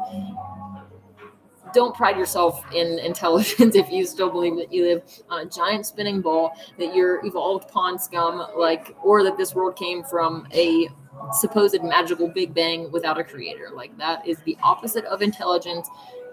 That's ignorantism. Kyle says it's a pretty decent show. Yeah, I'll have to download it. I've actually been watching Stranger Things, which is an interesting show. Also, more sci-fi type. Not, I don't necessarily spiritual stuff, but like portals into the underworld and like pretty interesting stuff. Ignorantism, is that a word? I like it. I call atheism ignorantism, because atheism relies on complete ignorance of where we are, what we are, and why we're here. So you're an ignorantist. And even worse, an arrogant ignorantist that is adamantly sure that they are absolutely evolved slime on a giant spinning ball that came from a Big Bang. It's like, you're the biggest clown in the room, to be honest. And you're actually you run into the room with the full clown getup and honking your horn like you think that you're the coolest person on earth, but you just look like a clown to anybody who knows the truth. That's a fun picture to see in my head, is an atheist clown busting through the door with their little red nose and big colorful afro type hairdo. Anti-Masonic movement and anti-Masons have been around since they murdered William Morgan. I'm not sure who that is, but I'm sure that the anti-Masonic movement and stuff have been around for, basically since the beginning. As soon as somebody starts something, there's going to be a group that's like, pass. Even worse than pass is like, that's my new enemy, and I'm going to put in all of my energy to go after that enemy.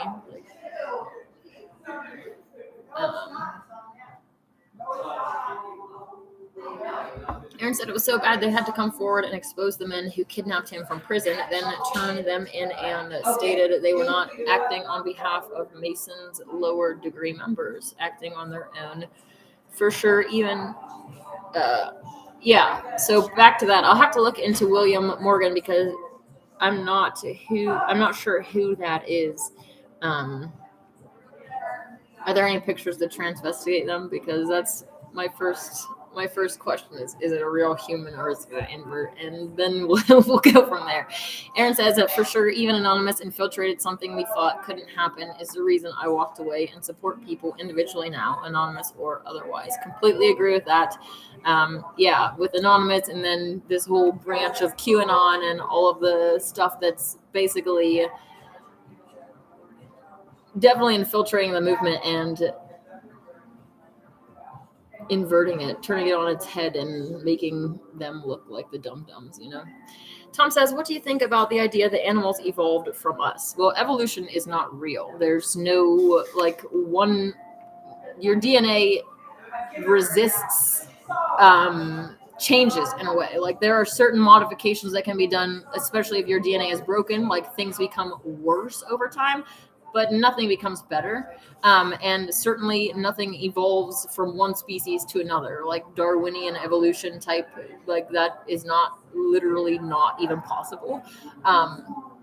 So that kind of goes along with the whole ignorantism of atheism, is that they are just so sure that they are evolved pond scum. It's like, wow, dude, I feel really, I shouldn't be laughing. It's like, I'm astounded by your lack of self-love, buddy. I know for sure that this thing is not evolved from monkeys or any other thing. Like, God created me, so you can believe that about yourself if you want. But yeah, okay. Yeah. So, anyways, back to this just really quick. DNA is self-healing. Your body is constantly trying to heal itself and return to original code. So, any modifications that genetic engineers do, like DNA, has to be broken to be permanently modified, and something being broken means it's getting worse, not better. And even to try to modify it, they put transgenic elements in, and they have to put this under selective antibiotic artificial pressure. So that doesn't exist outside of a lab. They have to put this artificial pressure on the object that they're trying to modify to get things to actually click. And then even then, you have Monsanto, one of the biggest, if not the biggest GMO company out there. They don't resell seeds year after year. You have to get new, freshly modified seeds, because over time, these transgenic elements are actually spat out. Like they are rejected from the cell as it tries to return itself to normal. So, transgenic elements being spat out, the DNA being self-healing, no fossil fuels, no transitional fossil fuels. Fossil fuels are also a hoax. But all these transitional fossils that we have been given are complete frauds. And Dr. Lenski observed over 60,000 generations of E. coli, like 60,000 generations of something, going in life, and no new species formed. To be honest, if you think about how stupid the idea is, they're like, you would just have, humans procreating and going down, and then, somehow another species would form. Like, it just, I personally think that atheism and evolution, I think they're the dumbest belief systems, and I always have. But I also came from a Christian background, and the idea of like a snowman just building itself is absolutely stupid. And you want me to think that this body with all of these intricate parts and mechanisms and design like evolved over time? I don't know what you've been smoking, but you should definitely put it down, buddy. When you're a child, you'll believe anything, though. So when they come at you as a child and they tell you that, Santa Claus is real and dinosaurs are real and that you live on a giant spinning ball and the water doesn't fling off the ball like you would think. People living in Australia upside down, they don't fall off because gravity. Isn't that just the most fun, magical word? It just covers all of the sins of the globe Earth and just keeps all of the lie together. It doesn't exist in real life. Okay. Aaron says that William Morgan was not an initiated Mason, so he wasn't bound by their oaths. They murdered him, and it caused a huge problem for Masonry. How do they have these teachings if they weren't initiated? Reading it now in their books. It sounds really interesting.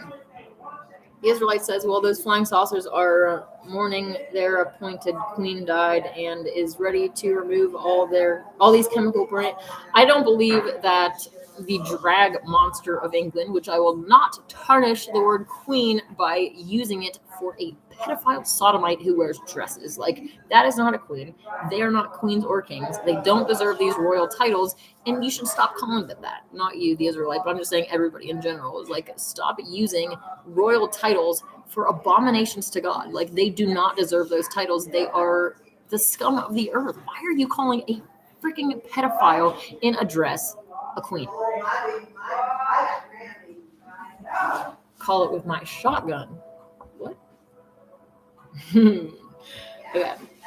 Aaron says even Greta created division. Oh, Greta Thunberg, or is that how you say their name? I'm not sure. The perfect little Greta. Come on. Helgi, how's it going? Hello, all. Technical advice you can read later. If you put some kind of a mattress under the keyboard or mic, you will not make a noise while typing. Interesting. I would be interested in checking that philosophy out, because I don't know if that's true or not, and I actually kind of like the typing noise when I type, especially when I'm like going really fast. Okay, Tom says, yeah, I think there is a sort of primal or root form, though, from which everything flows. So I do agree with that, and I think that the concept of evolution of, like one species being made, and then, God obviously had some sort of this species was created first, and then this one, and this one, and there might be, for instance, humans. We do have a lot of the same, like with monkeys, a lot of these same mechanisms inside and stuff are the same. So God used the same types of our digestive system, like the concept of the digestive system, like is repeated through different species, and the same building blocks are also used. Like, there's only so many building blocks to build with, and they're used throughout different species and objects under the dome. They're like, oh, humans share 99% DNA with banana. Like, I don't know if that's the actual number, but it's like God used the same building blocks to build all of these things with. So us having things in common is like, there's only so many building blocks that can be used. Okay, so duh, it's the same creator. But my point is that there obviously would have been a progression to things. He didn't just create all animals and all species on day one. So I'm not sure, what kind of maybe occult type of truth might be in the theory of evolution of, primates were created, and then God came up with the idea of humans. So it's like, maybe one came before the other, but there was an intelligent designer that made the species different than the last. So yeah, it's kind of an interesting thing. I never was taught evolution, so I don't know exactly what stages they, a tadpole or pond scum, I guess we should start with, and then a fish, and then the fish somehow like decides it's going to walk on. Like, I don't even know. I think that evolution is like the dumbest thing that anybody could even be taught. But yeah, I'm not sure if there's like some occult truth in the timeline of maybe God did create this species, and then his next species was this, and they are presenting it to us as, oh, well, he created this, and then it eventually turned into you. You know what I mean? So hopefully you can understand what I'm trying to get the point that I'm trying to get across. Wow. Oh, okay.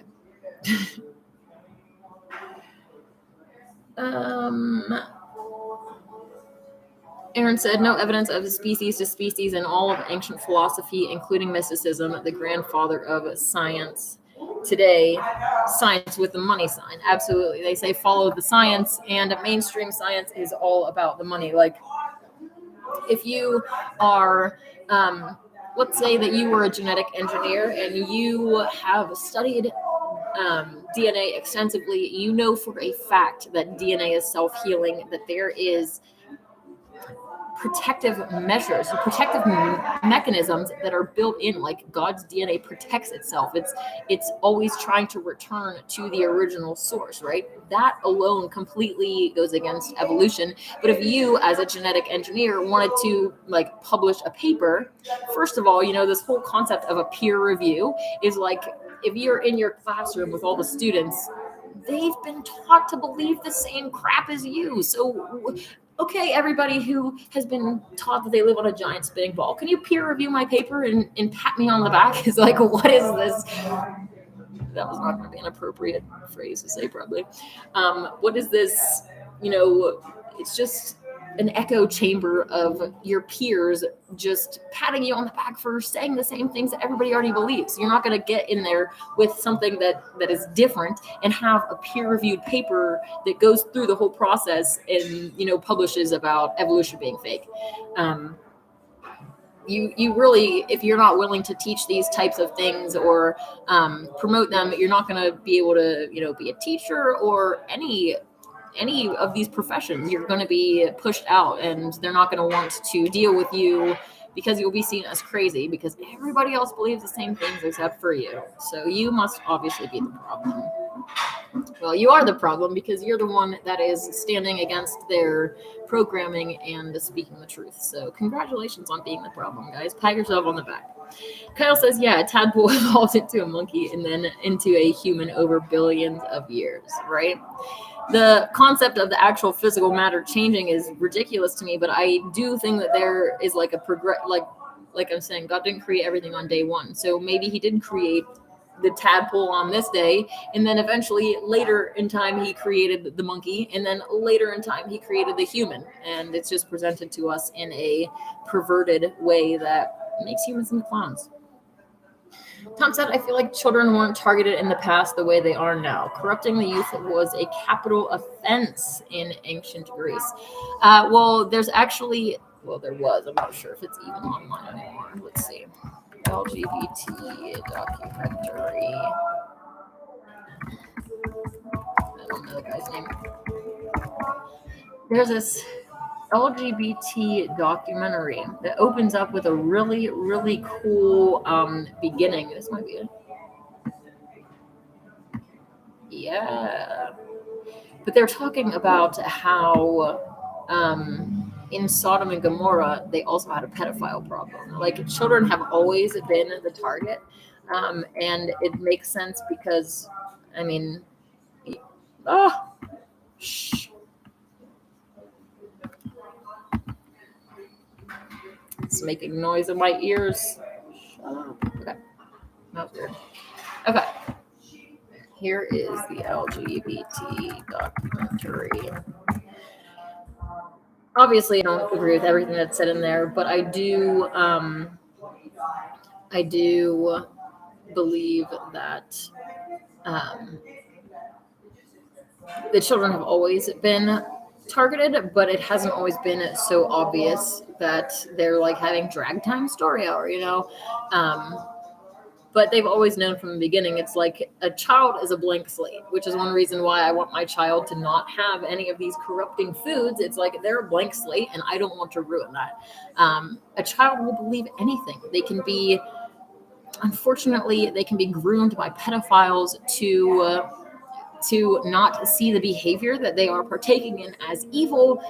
They can be tricked and manipulated into even potentially enjoying the abuse, and it's horrible. It's absolutely horrible what is happening. And then, you know, a lot of times these sodomized little boys will grow up to do the same acts to others, and even before they're adults, like, they will start to offend children as children. So that's like my warning is to everybody, like, be really, really careful who your children are hanging out with. I would not even trust anybody to like have a sleepover with my kid outside. Like, I just don't trust it. But I'm also not going to be raising a normal human, so I'm okay to have some really high standards because I'm going to be raising a king. So our parents lied to us, tell us about a fairy who collects our teeth and some guy coming into our house and chimney who wants all our cookies. Thankfully, my parents actually never lied to me about Satan Claus and the tooth fairy. I think it was like if we let my dad pull out the tooth that's loose, he would give us $5. I don't think any of us ever did. But then we got like, you know, just $1 or $2 or something if it fell out on its own. So my dad is Santa Claus. So that was always a really important to my parents, at least, that especially coming from a Christian home, like, if you tell your kids that Santa Claus is real and, you know, you can't see him, all of these things, and then eventually you're like, by the way, I lied. Why wouldn't they question you about God too? Like, have they ever seen God? You know, it's the same type of you're lying to your children. How are they not going to question everything else? They're going to see you as a liar. Like, how are you going to punish your child for lying to you when you actively have lied to them for years? That doesn't make any sense. And also, why are you giving credit for all of your hard work to someone who doesn't exist? Like, you're the one that went to work, you're the one that put in all of those hours, you're the one that made that money and then chose to spend it on your child, and you're going to give credit to somebody else? Like, what size clown shoes do you wear? It doesn't make any logical sense to me. It's just really, really dumb. The Israelite says, truly, I'm waiting to be in our heavenly environment and to be restored to our natural bodies. Not Christian God that cursed Adam and Eve. Truly wanting to be in our heavenly bodies clothed with feathers. I'm not sure about the feather thing, but if you really, like, I don't know. It's a complex situation because your soul chose to be here for a reason. So it's like hurrying and leaving is probably not a good idea, you know?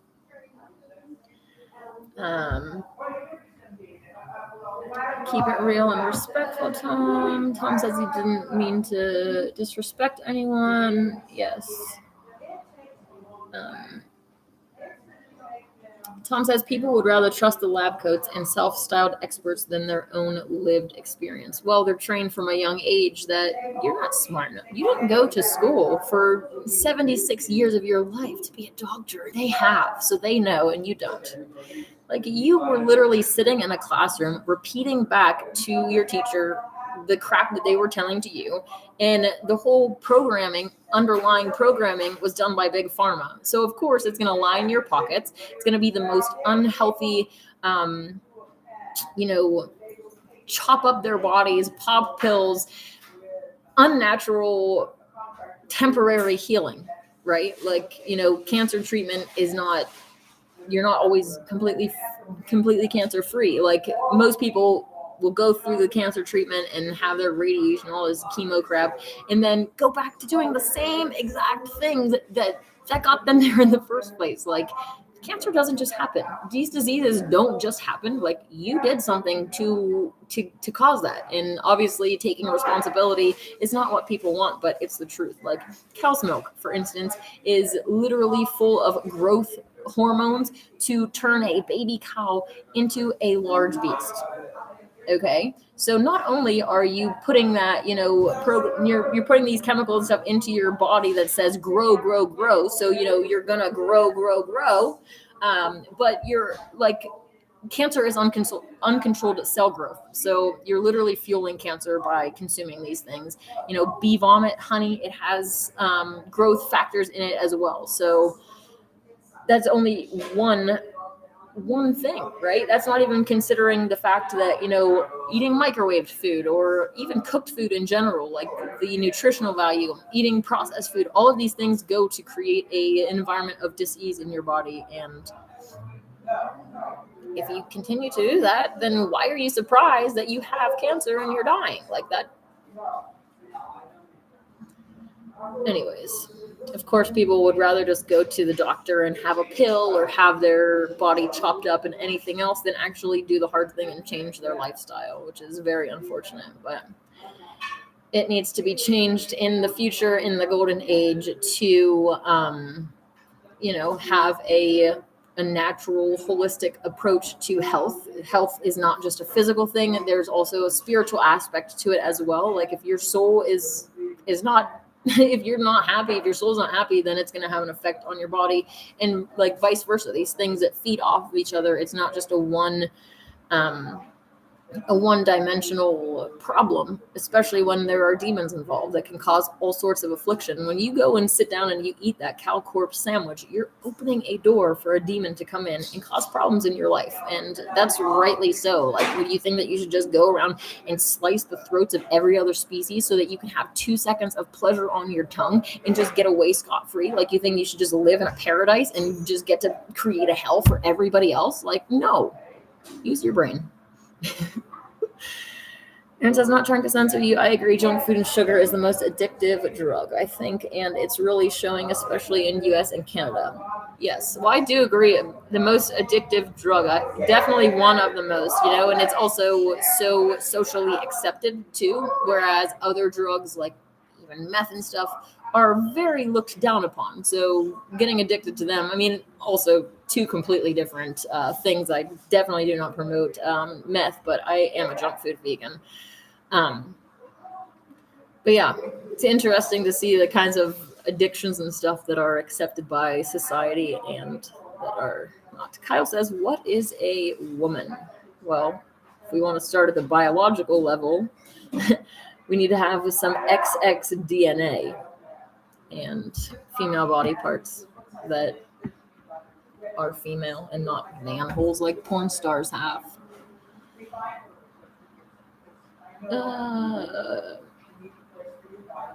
Aaron says, look at the TV and what it has done to us as children. The ones who are no longer under the spell of TV know how easy it is to fall prey to that programming, especially as children. And so many parents are using the tablets or whatever, the TV as the babysitter. And there's like one of the last children that I was around, like had this, I don't even know how old they are. They had to be under 2, maybe.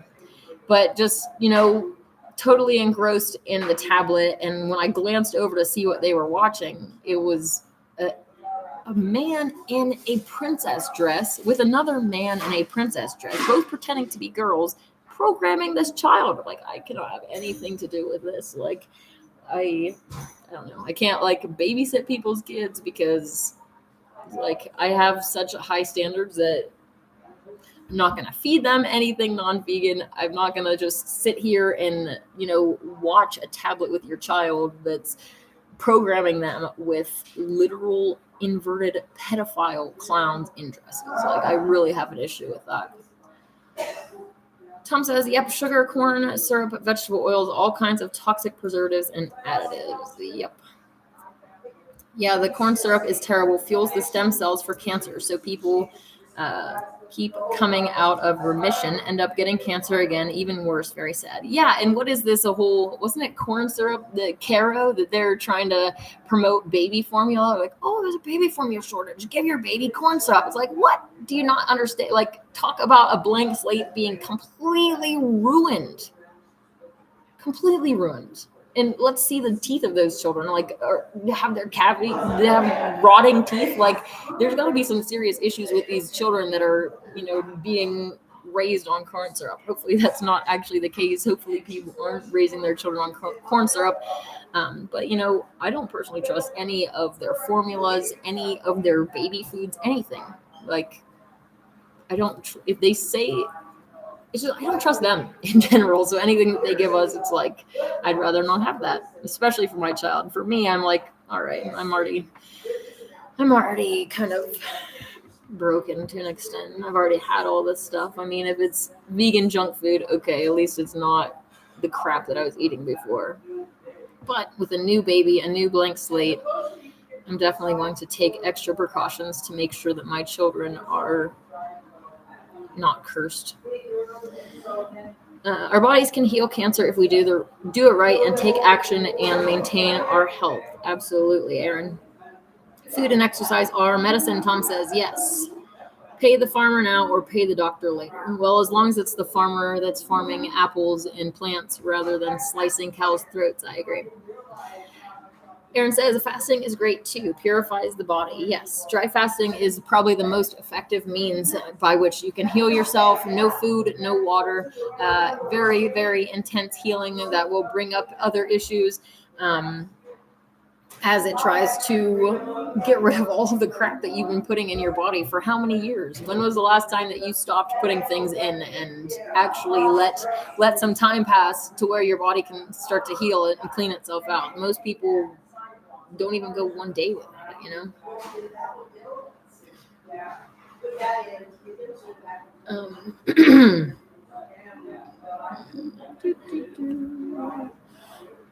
Fasting is huge. It's the ultimate detox. Absolutely. Meth and cigarettes, both really bad. One kills slower and long term. Absolutely agree. What do you think about Julius Evola? I have no idea who this is. Let's see.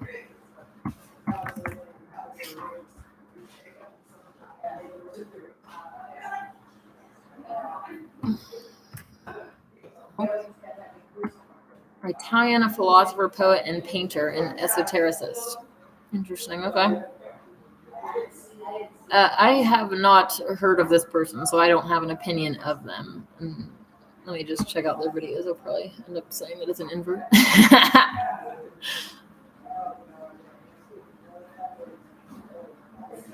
Definitely has a weird look to it, doesn't it? Okay. They have a monocle. All right. I'll have to look at into their stuff later. Is there anything in specific that you mean in regards to Julius? Kyle says, "What is a woman documentary?" Okay, I've never heard of this one before.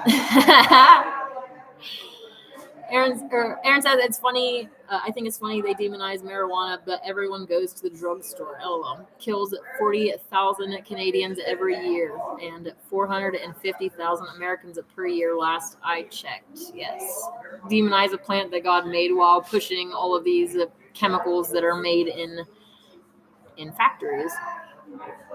I feel for the kids today. They are under a far worse attack than we were at their age. I hope more stand up soon against all this degeneracy and injustice. And what's even worse, Aaron, is that the parents of those children today are not very good products of their, they are completely perfect products of their environment, right? They're like this whole leftist culture of if your child comes and says that they're the opposite sex, you need to promote it, you need to encourage it, you need to be loving and accepting and all of this stuff. It's like they have no direction in life. They don't have the parents that people had before that were like, Johnny, you come home wearing a dress and you're gonna get 10 lashes. That's an extreme, not like, I don't believe in beating a child because of that, but I'm just saying, things were definitely more extreme back then. I think that a child that is in that situation needs help and guidance and not to be affirmed in their behavior. Like, they're children. They do not know what is best for them. They don't even know which way is up. They will believe that a fat man drives around the world in a reindeer-pulled sleigh and comes down their chimney to give them presents on Christmas Day. That is the level of mentality that you are dealing with, and you're going to try to say that we should support their confusions? I'm always going to figure out. Aaron says, Queen Anonymous know there are several copies of Morals and Dogma online, including Library of Congress, if you haven't already bought something. I have not. The last books that I bought were some of the Essene texts, so I actually went crazy a little bit and bought a ton of books. I haven't been able to read through them all, so I have a pile up of books right now, and yeah. The Israelite says the Oil Arab Union are the Sodom and Egypt and making a war with campaign against all righteous. Well, I think that the oil conglomerates are part of that, but it's everywhere in the world. Yeah. Tom says, I think you'd like Evola, just his general thought and view, very much contrary to everything modern. Okay. Interesting. Queen IC, do you think the passing of Queen Elizabeth is the end of colonialism? Well, I don't even believe that the clown is dead. I don't know what kind of evidence could actually convince me that that drag monster is actually dead, but I just don't believe anything that they say. The celebrities have faked their deaths, like Prince. I don't even want to use that word. Diane of Wales, that fake hero, faked their death. So how many times do you have to be tricked by the same stuff before you stop falling for it? So yeah, I don't believe that they're dead. I don't believe that it's the end of anything. I think that there,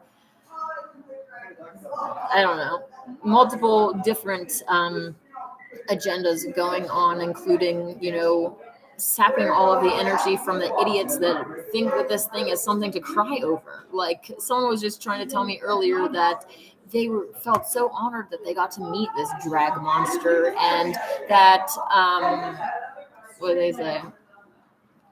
Yeah, it was like, oh, well, they're honored for what what they do and not who they were. It's just like, what have they actually done? In 2020 and 2021, the poverty rating in the UK was like 8.77 billion. Oh, let's actually look at the number. I don't really like numbers. So poverty in the UK 2020, 2021. 8.77 million people were living in absolute poverty in the United Kingdom. And you want to try to tell me that this supposed drag monster was such a great person and helped the people?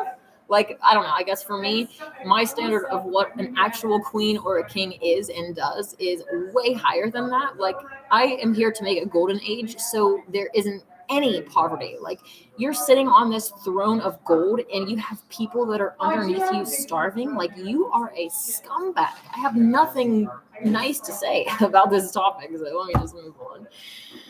Aaron says, let kids be kids. Absolutely. Definitely agree. 1094 page book, Morals and Dogma. Great to hear, Anana. I do that too sometimes, buying books, yes. All false, inverted idols, prophet worship, or false prophets. I agree with that too. It's crazy how so many even truthers are still into idol worship, and they find their, inverted truther leaders, and then they just continue on with the idol worship. It's like, haven't you been tricked enough to not do this anymore? I don't get it. I guess my idols would be like King David and the story of the Essene Christ and James the Just and Mary and I guess people that are in the past, not existing in the same current state now, like people that are actually admirable and not any of these idols. There's no one that's currently on the stage that we could write home about. We are the ones that are supposed to be here to be the heroes, to be the idols of the future, and change the world to be that. We are the heroes, and don't you forget it. Elizabeth, the draconian Draco, stole from everyone their gold and riches and freedom. Absolutely agree. They have not done anything ever to gain my respect. I mean, you're a dude in a dress. I don't know why you think I would respect you in the first place. Like, I'm not like, well, I was going to say I'm not going to come at you sideways. I might. I'll try to be a little bit sensitive towards the fact that you were a child and put into a dress as a child and probably sodomized as a child. But it's like, at some point you need to stop living in the past and take control of your life and stop being a clown. And that kind of goes for real humans as well. Like, we've all been programmed in various ways to do all sorts of like evil behaviors. Men are programmed with pornography and masturbation, and I mean, the only thing that really comes to mind with me is food, because I just love food so much. But it's like, we have been turned into clowns like at every corner, and stopping being clowns is what we need to do.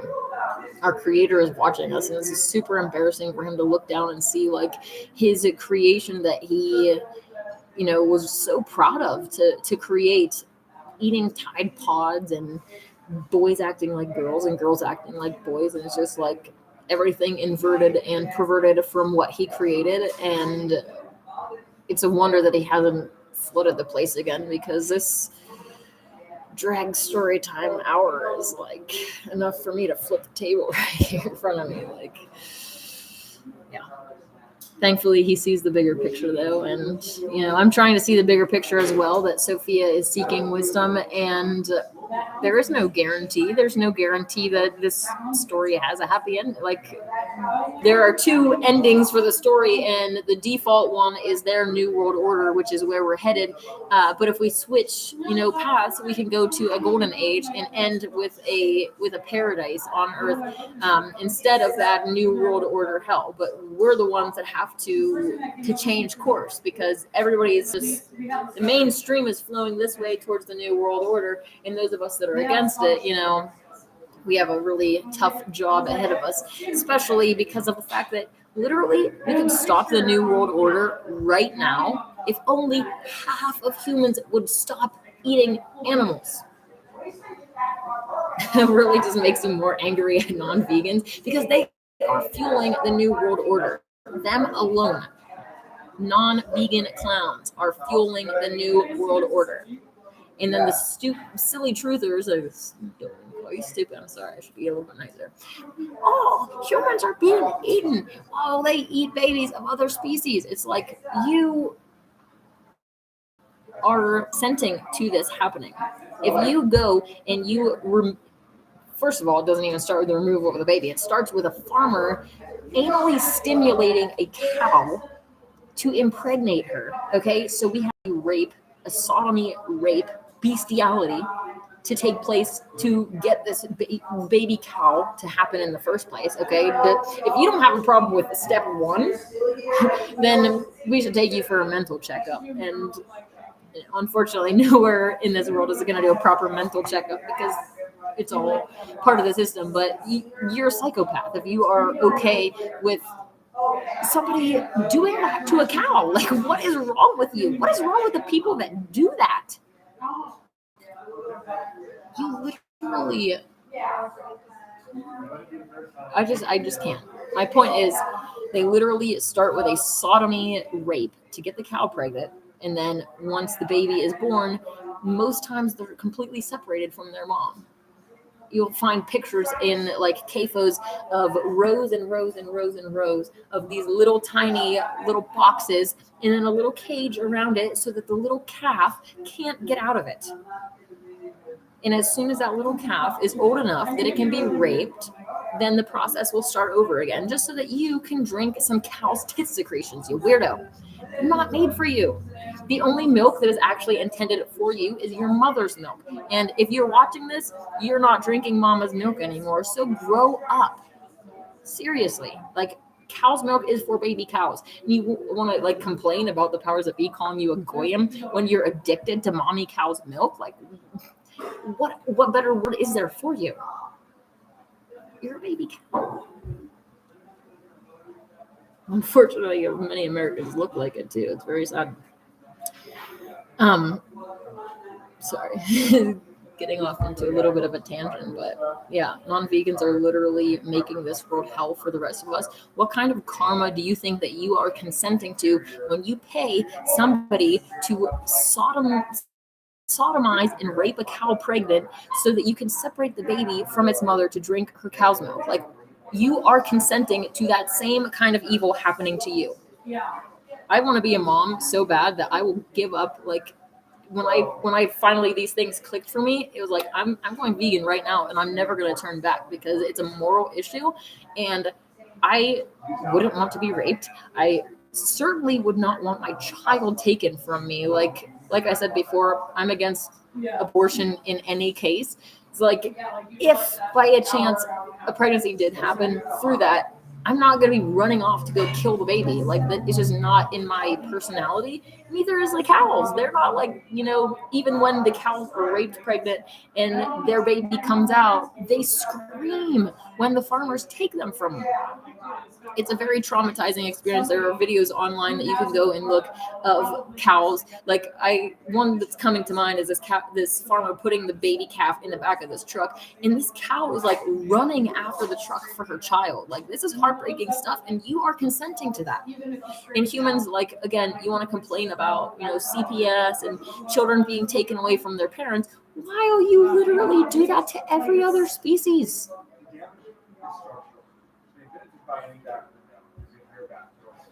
Free the cows, says Sage. Yes.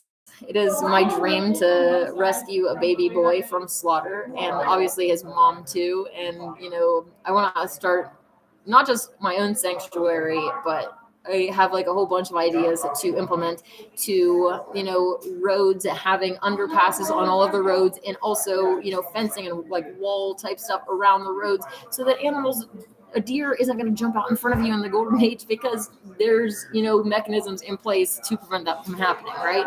In this current world, it's like they want that deer to jump out in front of you and you to wreck your car, maybe even die. It's funnier that way, right? This is not currently designed to be a paradise on Earth for humans or any other species right now. All right. I'll probably head off of here soon. I've been yakking for two hours. Yapping my jaw down there. Anyways, knowledge of good and evil. Tree of life comes after this. Hang on, folks. Do the best you can and speak truth. Adam choose this game, endure. Adam and Eve chose. Okay.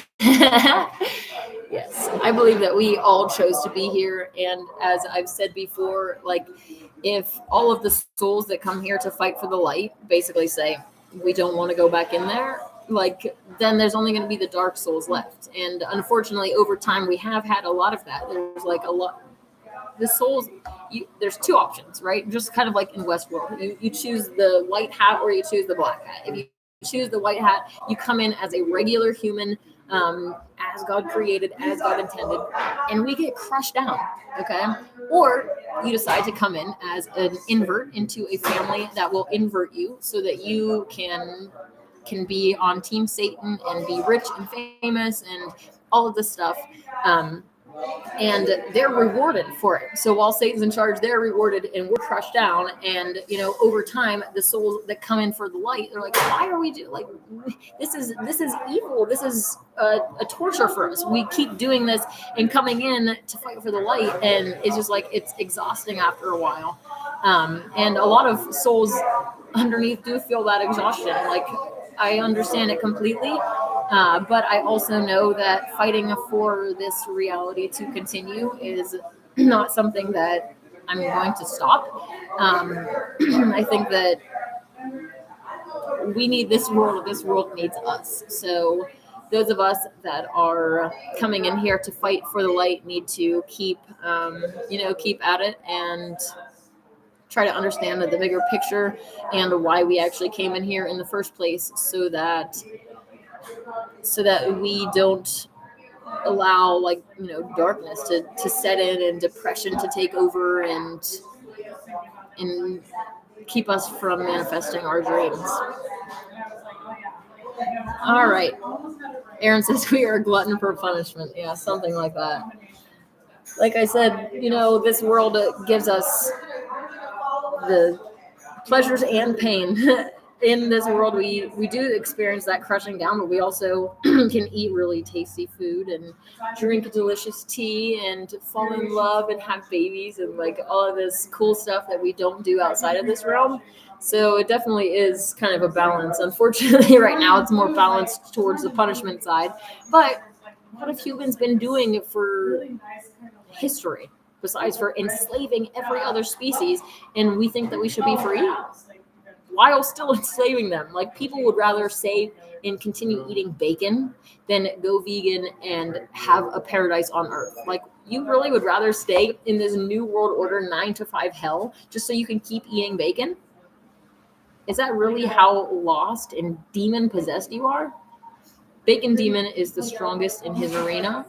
Bacon is like the closest thing that you can eat to eating human flesh. And that addiction is really strong. Thankfully, I was always repulsed by bacon. The smell just makes me want to puke.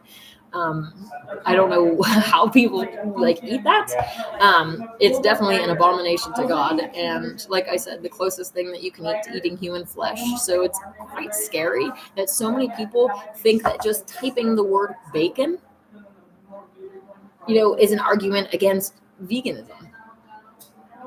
Like, what if you said human flesh? It's like, that's your argument against veganism?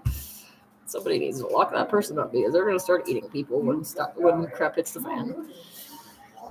Indigo, Aaron says, I pet goat cartoon brings me peace when I see Jesus floating in the solar boat. Eyes closed, third eye open, dancing to the music at total inner peace. Chaos everywhere. Keep dancing and keep smiling through the chaos. I like that, Aaron. Very nice words. I think we might just end with that. The next time that I go live will be September 17th on my birthday. Oh, speaking of, David D., I got some gifts from you in the mail. I'm going to practice some self-control and not open them until my birthday. But thank you in advance for that. I really appreciate it. And I'm looking forward to joining you on Saturday for live. Kyle, I will see you in the Mount Shasta City Park, and anybody else that Sage will be there as well. So is there anybody else here? Yeah. I have a few people that are coming from out of town and even across the country for my birthday. So that's pretty cool. I really appreciate it. And thank you guys again for hanging out with me and chatting. I really appreciate it. And I hope that you have a wonderful day. May God and the goddess bless you.